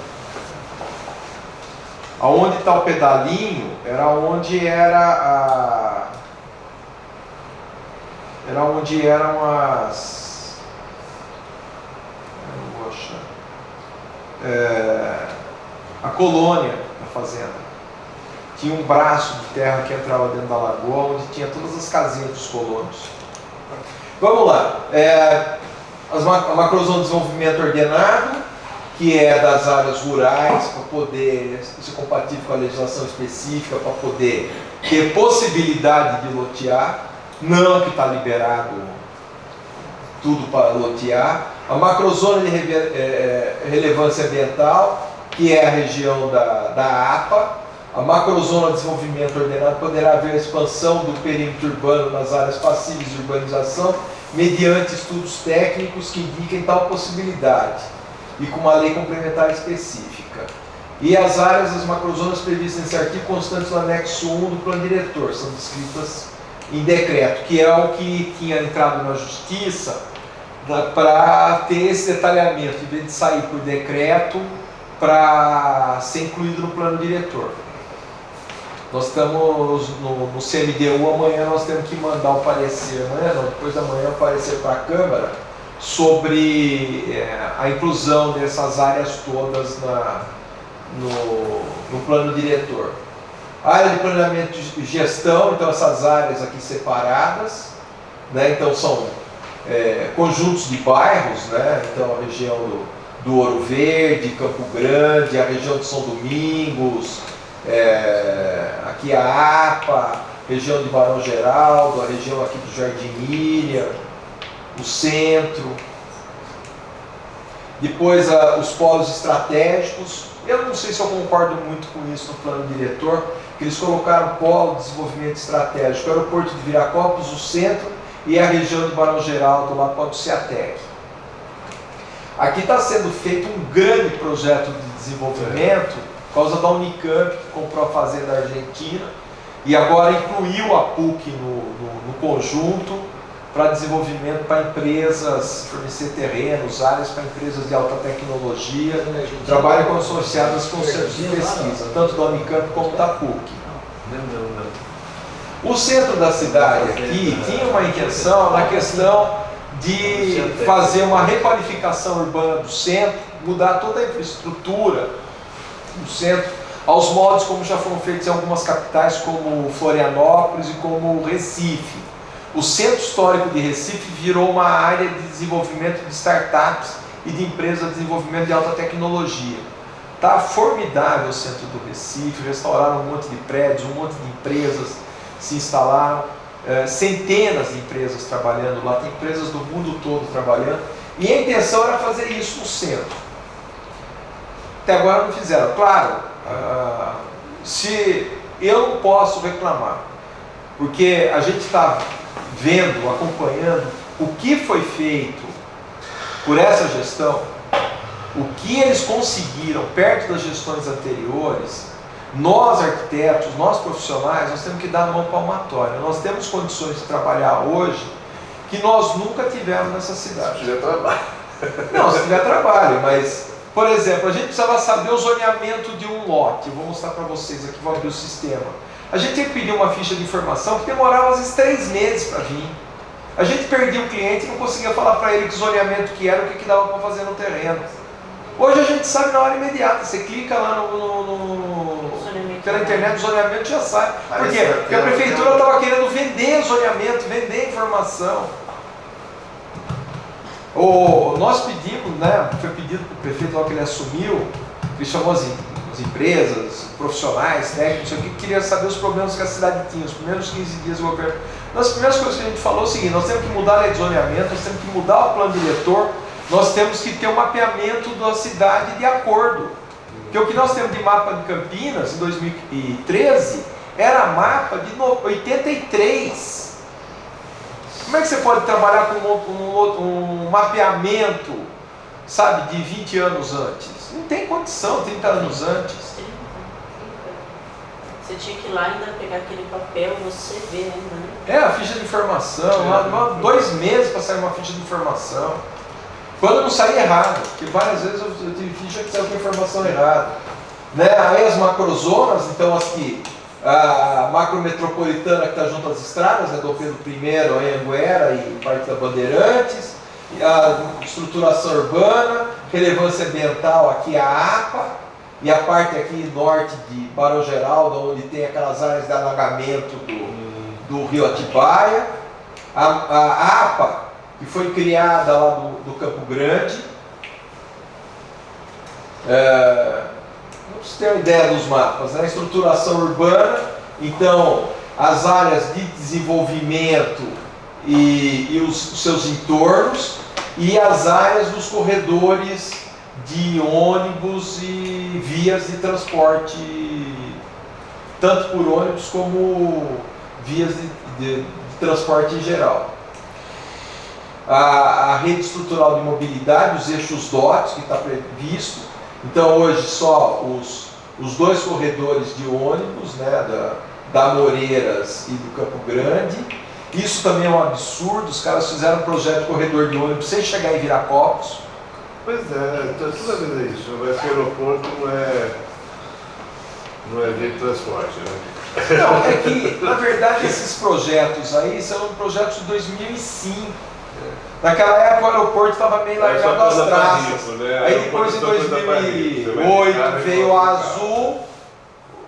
Sabe, não podiam ter requalificado o projeto e ter feito em Viracopos. Tem um projeto de ter um VLT que vai por aqui, ó, pela Lix da Cunha, antiga estrada velha de Indaiatuba, para ir até a estação central da Paulista. Inclusive eles têm um projeto de levar subterrâneo por baixo da Campos Salles até o Largo do Rosário. E depois fazer a interligação com a linha da Paulista, a linha férrea da Paulista. Então cruzaria a cidade em 2 pontos, sairia do centro até Viracopos e faria a ligação com a linha da Paulista, que iria de Vinhedo, Valinhos até Hortolândia. Seria perfeito. A rodoviária foi feita naquele lugar que é justamente o cruzamento das 2 linhas férreas, né?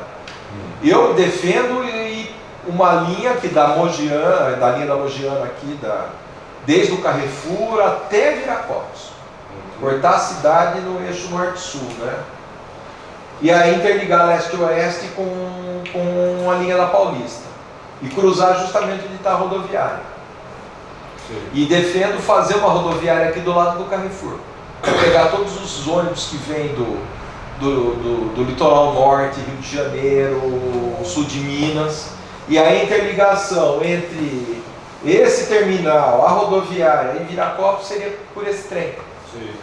Poderia fazer essa interligação. A estradinha lá de ferro. E levar Maria Fumaça lá na estação da Mogiana. Eu queria que passasse a Maria Fumaça aqui na frente. Não, aqui na frente não vai passar. O Pérsia queria fazer, mas nunca teve trem aqui, né? Trazer aqui na Arautos da Paz. Gente, não tem lugar para pôr estação, ali é fundo de vale, é brejo, aquilo não aguenta o peso do trem. Não, só em questão uma fortuna só para ficar aqueles... Ué, mas como é isso? E aqueles pilares que eles fizeram não suportam o trem. É, por isso. Não Aí suporta. descobriu que o projeto tinha problemas e acabou. É, maracutaia. Aquele é bom para você dedicar. Tem que levar a Maria Fumaça onde era a linha da Mogiana, passar pelo Taquaral, passar em cima da Paula Bueno, passar em cima da Avenida Brasil. Podia fazer um belo centro cultural, Mas museu ferroviário. Aquela área já foi cedida para a prefeitura, até o Mocílio deu entrevista, que ele disse assim que ia ocupar todo aquilo lá com habitação popular. Qual área? A área da linha férrea. Não, eles estão ocupando uma habitação, a linha da Sorocabana, perto de Viracopos, essa região aqui da Sorocabana. O que os corredores de ônibus não estão ocupando, porque boa parte da linha da Sorocabana está sendo ocupada pelos corredores de ônibus, aquele que liga os dois corredores. Porque eles chamam, não é intermodal, tem outro nome. Que faz a ligação dos dois corredores, da perimetral. Esse ocupa uma parte da linha da Sorocabana. O restante dos terrenos da Sorocabana que vão ser habitação de interesse social. Ele veio dar entrevista aqui no Cambuí, inclusive ali no Novo Cambuí, que tem a parte de cima que passa paralelo ao Rosimbo. Aí ele falou, eu falei, eu acho que ele está confundindo. Quem falou isso, Rocílio? Rocílio. Não, eu já falei para ele que está errado o pensamento dele. Eu falei, Rocílio, você como foi um morador do Taquaral, você morou na Umberina Couto, que a gente quando era moleque, a gente conhecia, eu morava na Paula Bueno, ele morava no Belina Couto. Falou assim, você vai fazer isso, cara, nós temos que pôr o trem. Falou, não, o trem é muito difícil de pôr. Eu falei, então tá, isso aqui vai inventar uma coisa para derrubar mais um pouco a ideia do trem. E foi cedido. Se você não quer trabalhar a favor, não trabalha contra. E ele falou assim que ia vender. Eu falei, como é que você vai vender uma coisa que você só tem uma sessão? Mas enfim. Qual é o nome desse aí? Dessa pessoa que vocês estão falando? Era o Rocílio, ex-secretário. Ex-secretário de habitação. Vereador. Não, ele era secretário de habitação e presidente da Coab. Ele saiu, agora eu vi isso. Então, aqui os corredores, as diretrizes viárias, essas são as diretrizes, está vendo? Todas interligações, problemas que nós temos na cidade. E, por exemplo, aqui ó, uma paralela Dom Pedro I, aqui ó. Então, várias interligações de um lado ao outro na estrada de Mogi, ligações aqui que faltam em Barão Geraldo. Então, vai querer utilizar esses vazios urbanos, esses terrenos, vai ter que fazer essas vias vão ter que estar interligadas. Não é decisão do loteador fazer a via ou a avenida onde ele quer, não, já tem as diretrizes. Então, essas diretrizes já vão fazer a interligação que precisam ser feitas. Então está tudo pensado, está tudo planejado. Aqui a rede estrutural de mobilidade, então aqui a parte da linha do trem, com as estações de trem, terminais de ônibus, terminais existentes, terminais novos, terminais que vão ser feitos novos. Aqui eu fiz até maior o mapa, as zonas de preservação especial cultural, que contesta um pouco, né? Eles puseram o centro, a Avenida Industrial, Souza Joaquim Egídio, puseram a área aqui de Barão Geraldo, o centrinho de Barão Geraldo, que muita coisa está descaracterizado lá, e puseram aqui a região lá da Fazenda Roseira, na frente da PUC, né? Que tem o casarão lá do Jongo, né? E aqui próximo à Praça dos Trabalhadores, lá na Vila Castelo Branco, que tem a associação lá do Casa de Cultura Tainã.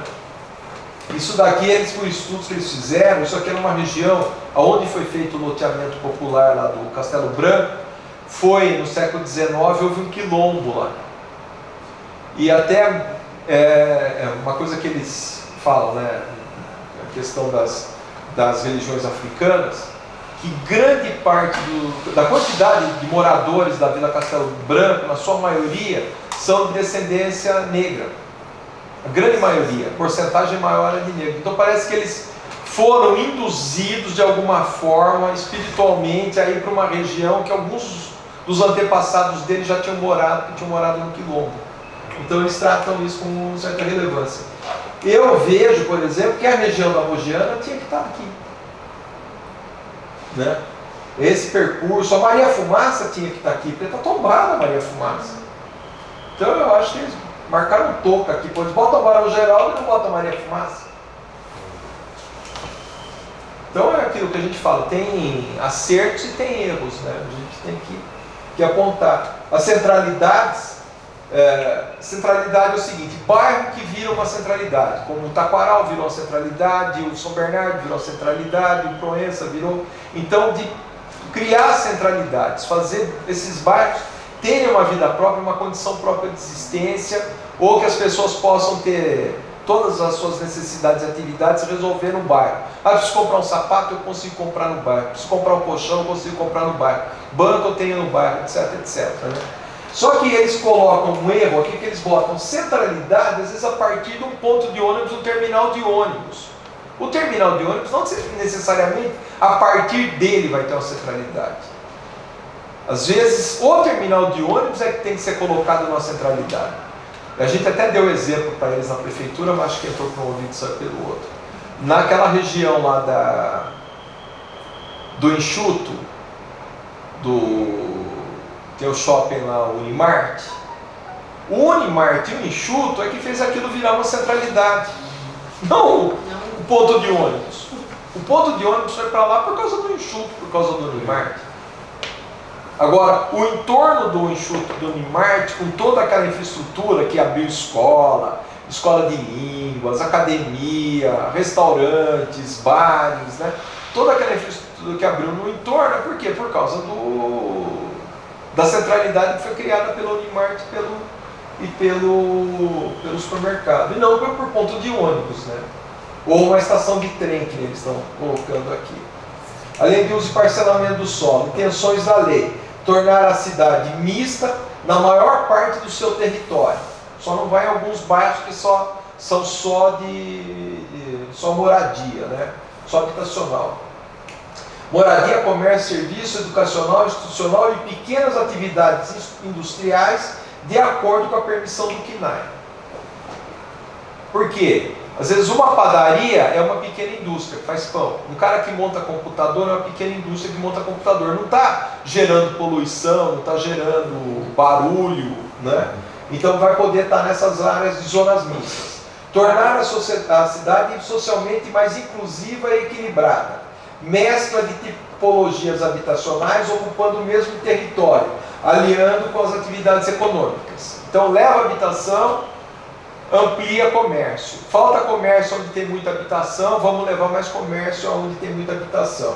Tornar a cidade mais compacta e mais adensada. Estimular a verticalização aliada ao uso misto. Estimular o aumento da ocupação e adensamento ao longo dos corredores de transporte, chamados DOT, que é o desenvolvimento orientado pelo transporte. Que isso é muito comum, isso aqui veio lá de Curitiba, o exemplo de Curitiba. Só uma pergunta, esse DOT, o que é isso? Desenvolvimento orientado por transporte. Então, por exemplo, Amoreiras. Amoreiras não tinha nada. Quando eles puseram o corredor de ônibus na Amoreiras, começou a ter comércio na Amoreiras. Então, antes o cara tinha que pegar o ônibus ali no centro para comprar um sapato, ele está no ônibus, ele vê uma loja de sapato, ele desce do ônibus e ele vai comprar um sapato. Aquilo já virou um desenvolvimento ao longo do corredor de ônibus. Tá? Estimular a ocupação dos vazios urbanos.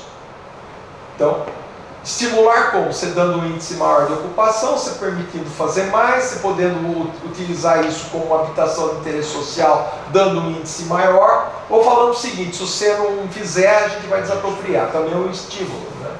Mas essas coisas não estão sendo postas em prática.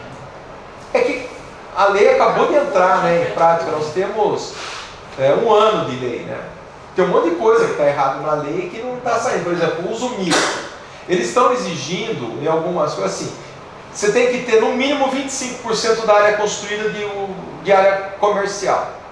Pô, você vai construir 1.000 metros, você tem que ter 750 de habitação, 250 de comércio.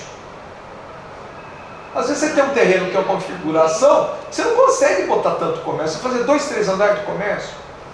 Você vai fazer um conjunto habitacional grande, na periferia. Às vezes, se você puser 25% de comércio, você vai ter um monte de loja, um monte de área comercial que você não vai conseguir alugar. Então, tem algumas coisas na lei que precisam ser ajustadas. Aí o que o esse empreendedor vai falar? Está encaminhado ou não? Hã? Esse ajuste está encaminhado? Nós estamos encaminhando, foi uma das razões da reunião que nós tivemos semana passada. Porque o que acontece? O empreendedor assim, nós arquitetos, a gente fica insistindo para o empreendedor fazer uso misto. Aí quando começa a fazer a conta, ele fala, não, eu vou ter que fazer tudo isso de comércio, não vou fazer, eu vou fazer só habitação. Pronto, ele não resolveu o misto. E em relação aos vazios? Então, já está surgindo a questão aí de uso. Agora, como eu falei, nós temos muitos vazios que nós temos problemas legais.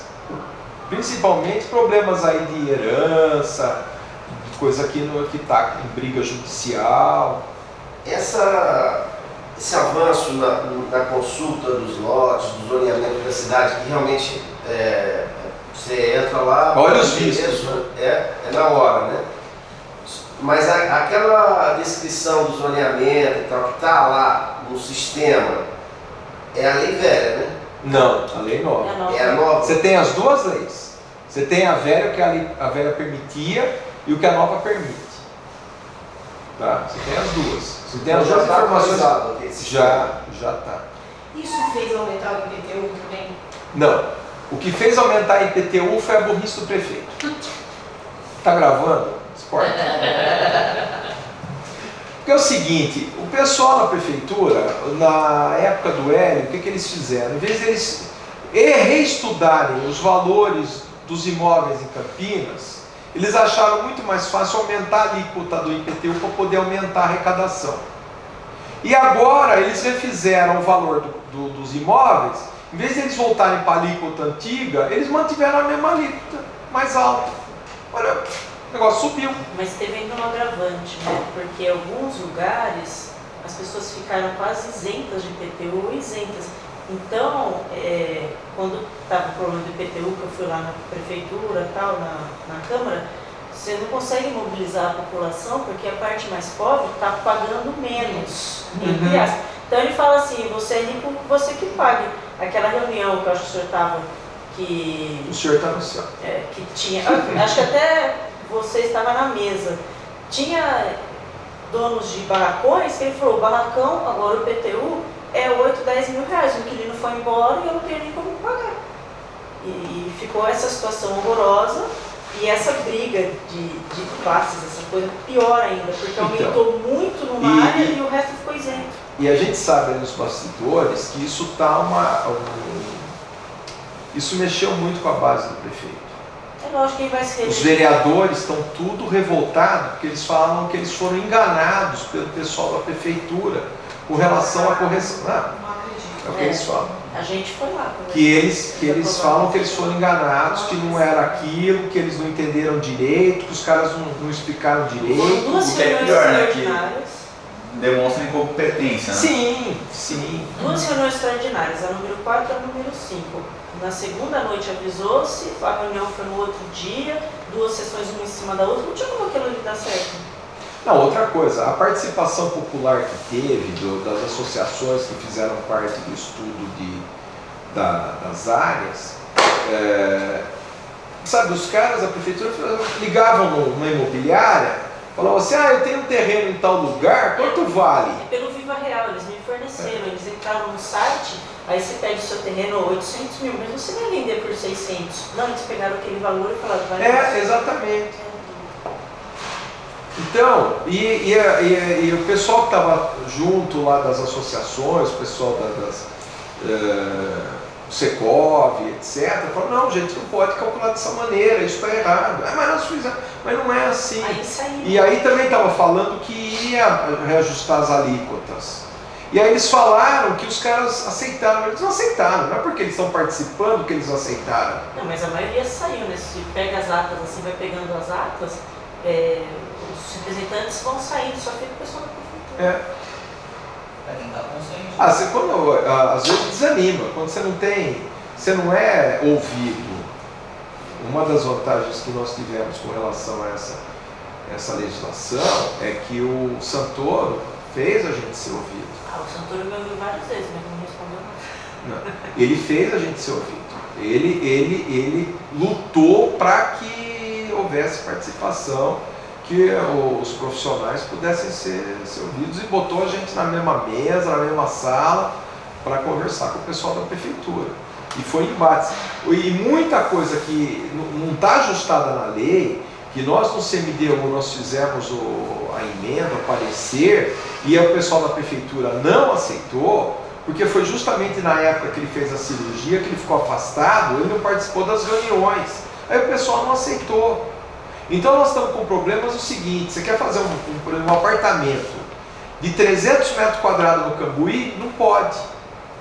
O Cambuí está com uma limitação de área, de número de habitações, que você não consegue fazer um apartamento com mais de 350 metros no Cambuí. Aí você quer fazer, por exemplo, lá na área da FEAC, o pessoal está fazendo estudo na área da FEAC, não dá para fazer apartamento com mais de 140 metros na área da FEAC. Nem com dote?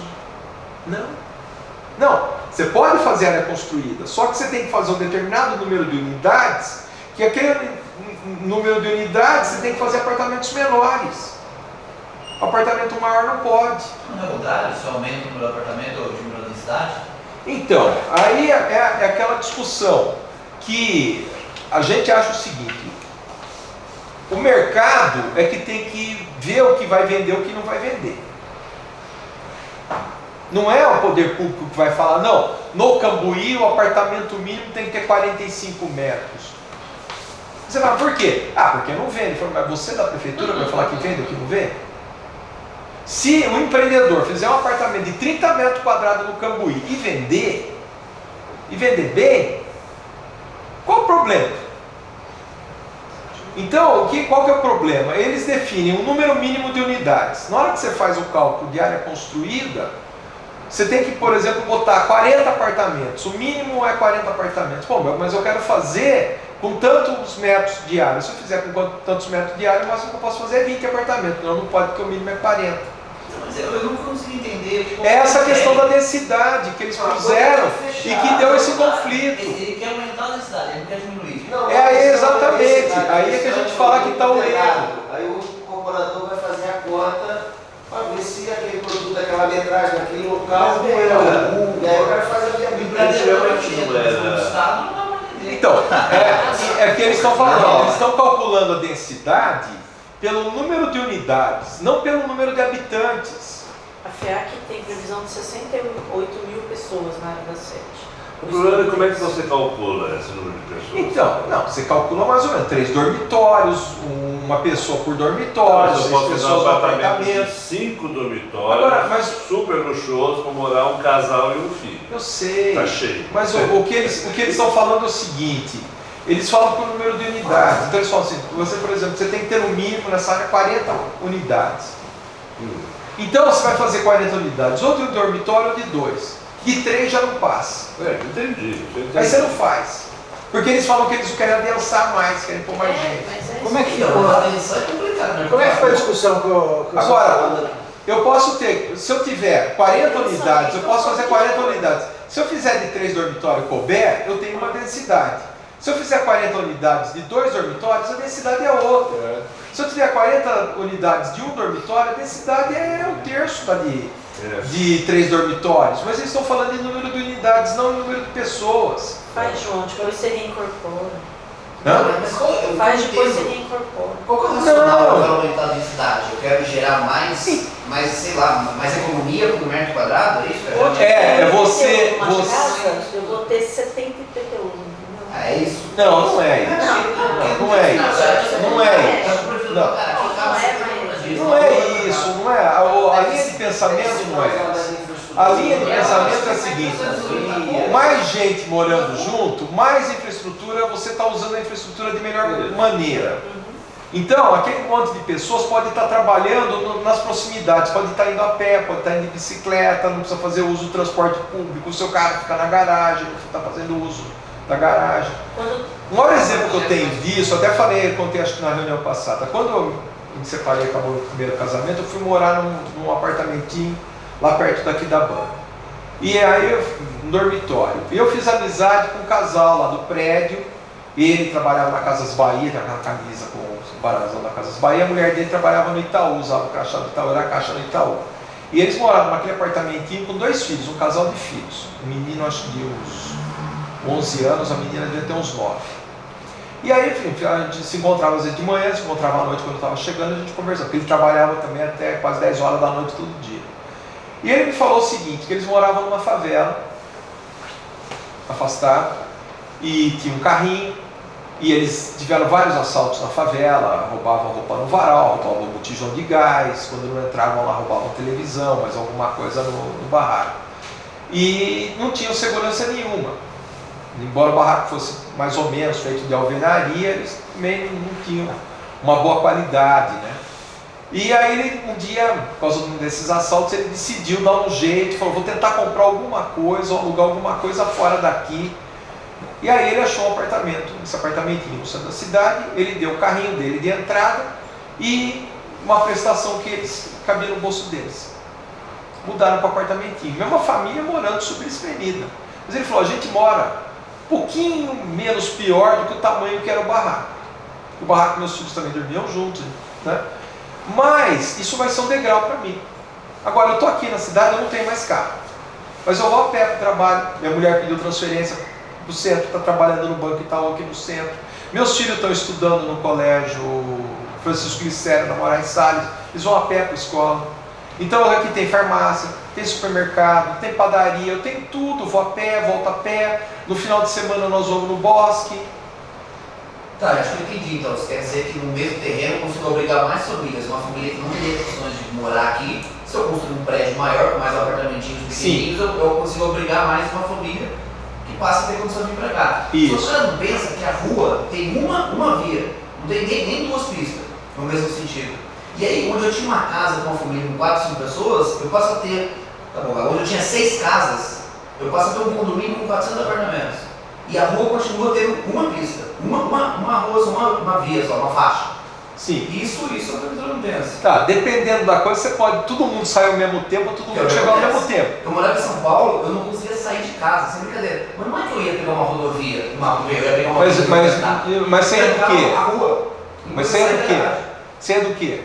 Eu tinha de carro, porque por quê? Onde eu ia não tinha metrô. Então, mas se tivesse metrô? Aí eu de metrô, tanto que depois eu passei. Então, É que aqui a gente só que na hora que fazer você tudo tem o pra metrô, você já esquece todo o problema que você tinha com o carro. Então, se você tiver, então o que é preferível? Você fazer uma parceria público-privada, que a lei permite agora, e você poder vender uma outorga e você poder fazer com que aquela outorga ajude a pagar aquele sistema de transporte. E aí você põe o sistema, que nem o plano diretor de São Paulo, a lei de zoneamento de São Paulo. Se você está a 300 metros de cada lado da linha de metrô, de uma estação de metrô, você não precisa fazer garagem, você faz menos garagens. O teu apartamento vai sair mais barato, você vai vender mais barato, vai fornecer esse apartamento mais pessoas. Se você fizer apartamento de 1, 2 e 3 dormitórios no mesmo prédio, no mesmo conjunto, ou na mesma quadra, no teu empreendimento você vai ter uma bonificação a mais de área construída. O que você fizer de área comercial não conta no índice de aproveitamento. Então é um monte de coisas que vai um agregando ao outro, que vai dando condições dessa questão de adensar na cidade. Eu digo, o adensamento ele é favorável, ele não é desfavorável. Eu lembro, há muitos anos atrás, eu estava já no Condepac, quando saiu aquele prédio da Incol lá na Rua Conceição, que parece o Robocop lá. Tudo, nossa, o que falaram na cidade? Que ia atrapalhar o trânsito no centro da cidade, que não sei o que, a cidade ia entupir, porque não sei quantas salas comerciais, não sei quantas mil vagas de garagem. O que aquele prédio atrapalha a Rua Conceição? Mas separado não sai mais prédio igual aquele do Pires, né? Hã? Saiu ele e nunca mais Aquele saiu lá nada foi parecido. feito Não, uma mas alteração aí- pontual na legislação sobre a Tudo bem. Eu, por exemplo, eu fiz um empreendimento, eu até falei, no Pátio Abolição, lá na Rua Abolição, onde é o Sanatório Santa Isabel. 375 apartamentos. O maior projeto que eu fiz até hoje. 50 mil metros de área construída. 700 vagas de estacionamento. O que aquilo atrapalha lá? Nada. Requalificou o A gente bairro. tem o Mansões Santo Você Antônio tinha toda a que é o infraestrutura. contrário, né? Mas quando saiu o Mansões Você Santo Antônio, eu fiz os 2 primeiros prédios, eu fiz 3 prédios. Já. Palácio. Os 2 primeiros, em 89 primeiro. Eu fui lá na prefeitura, na Secretaria de Planejamento, tinha meia dúzia de anos formado. Falei assim, olha, é o seguinte, eu estou fazendo 2 prédios lá no Mansões Santo Antônio, assim. O meu cliente comprou um terreno de 5 mil metros, pagou $50 mil do terreno, muito barato. Aquilo vai encher de prédio dentro de algum tempo. Então eu vim aqui para falar para vocês o seguinte, vocês vão ter que dar um jeito naquele córrego, vocês talvez vão ter que fazer uma via para alargar aqui a Adelino Martins até a ponte da PUC, gente, naquele tempo não tinha shopping Dom Pedro, não tinha nada. Eu falei, faz Adelino Martins.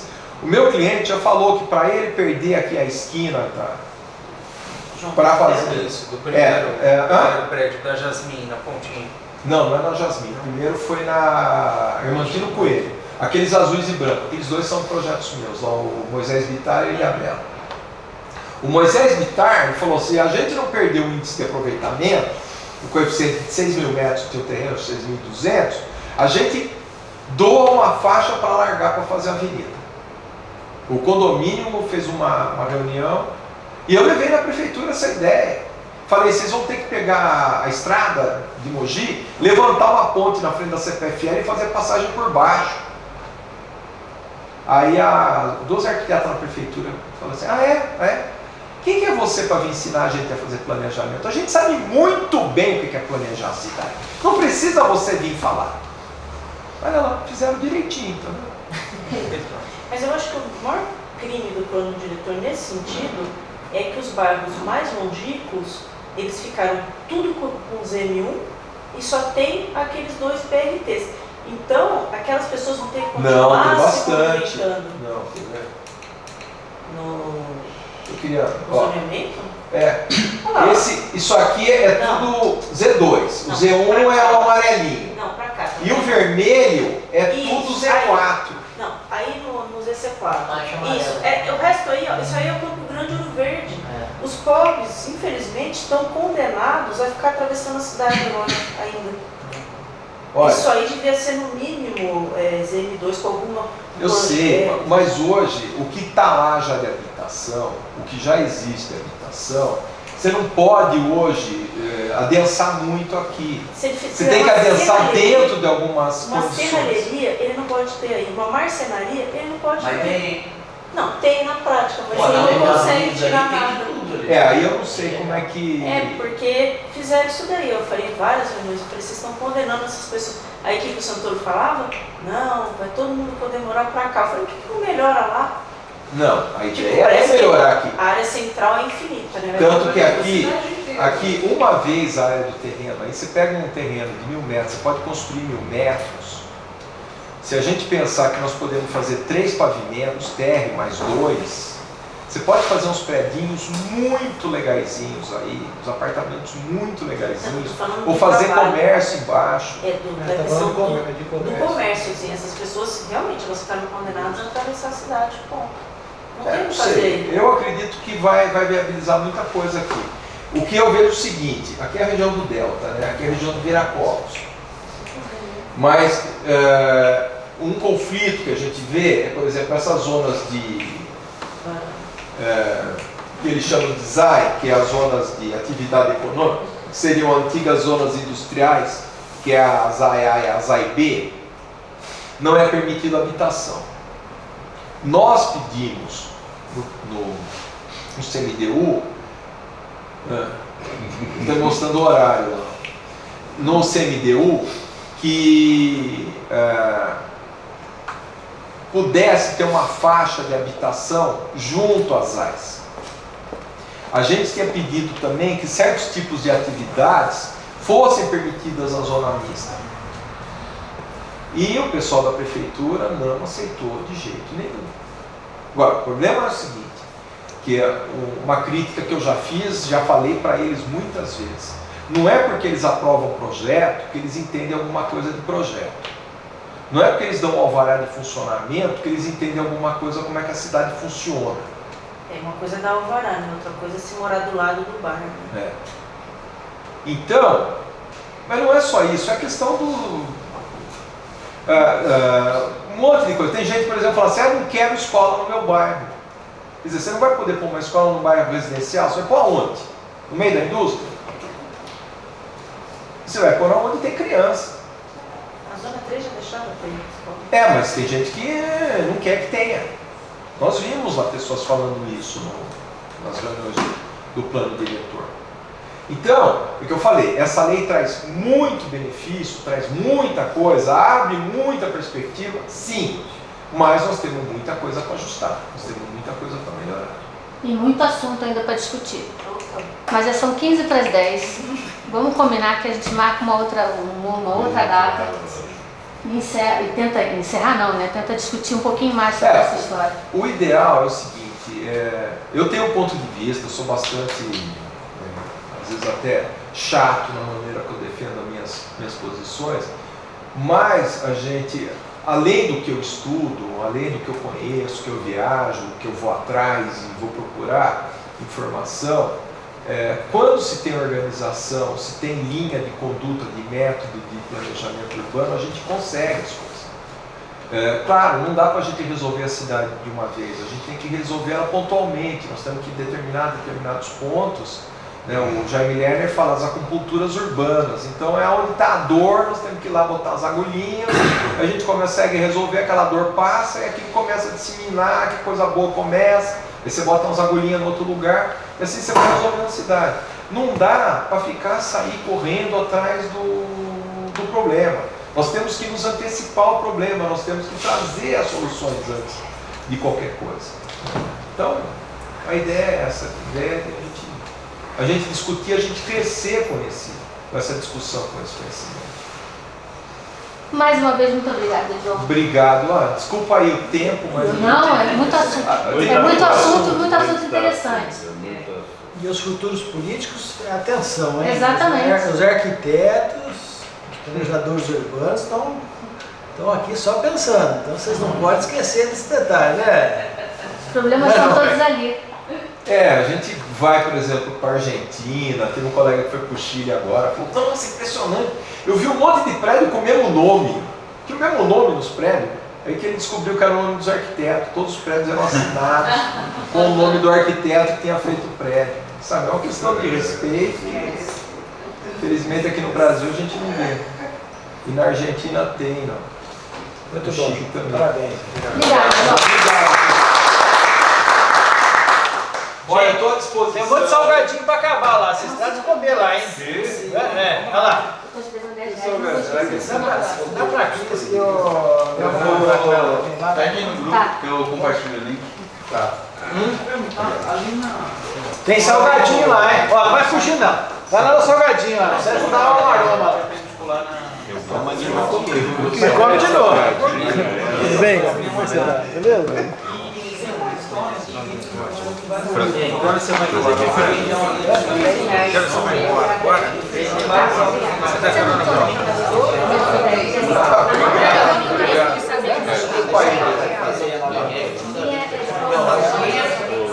os prédios que a subir ele do lado direito, tem uns prédios que estão ali, tem uma indústria química. E os caras enterraram Eu entrego para ela. por isso que eu inclusive eles interditaram porque Você anotou na lista de presença de titular? Obrigada, Zé. Então aqui eu tenho um problema com relação às fundações dos prédios.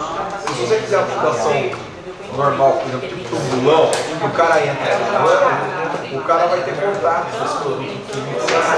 Essa água está contaminada. Até vizinho secreto, faz 10 anos que eu tô lá também. Cinco prédios lá, tem Sim, é justamente naquela área que era dessa indústria.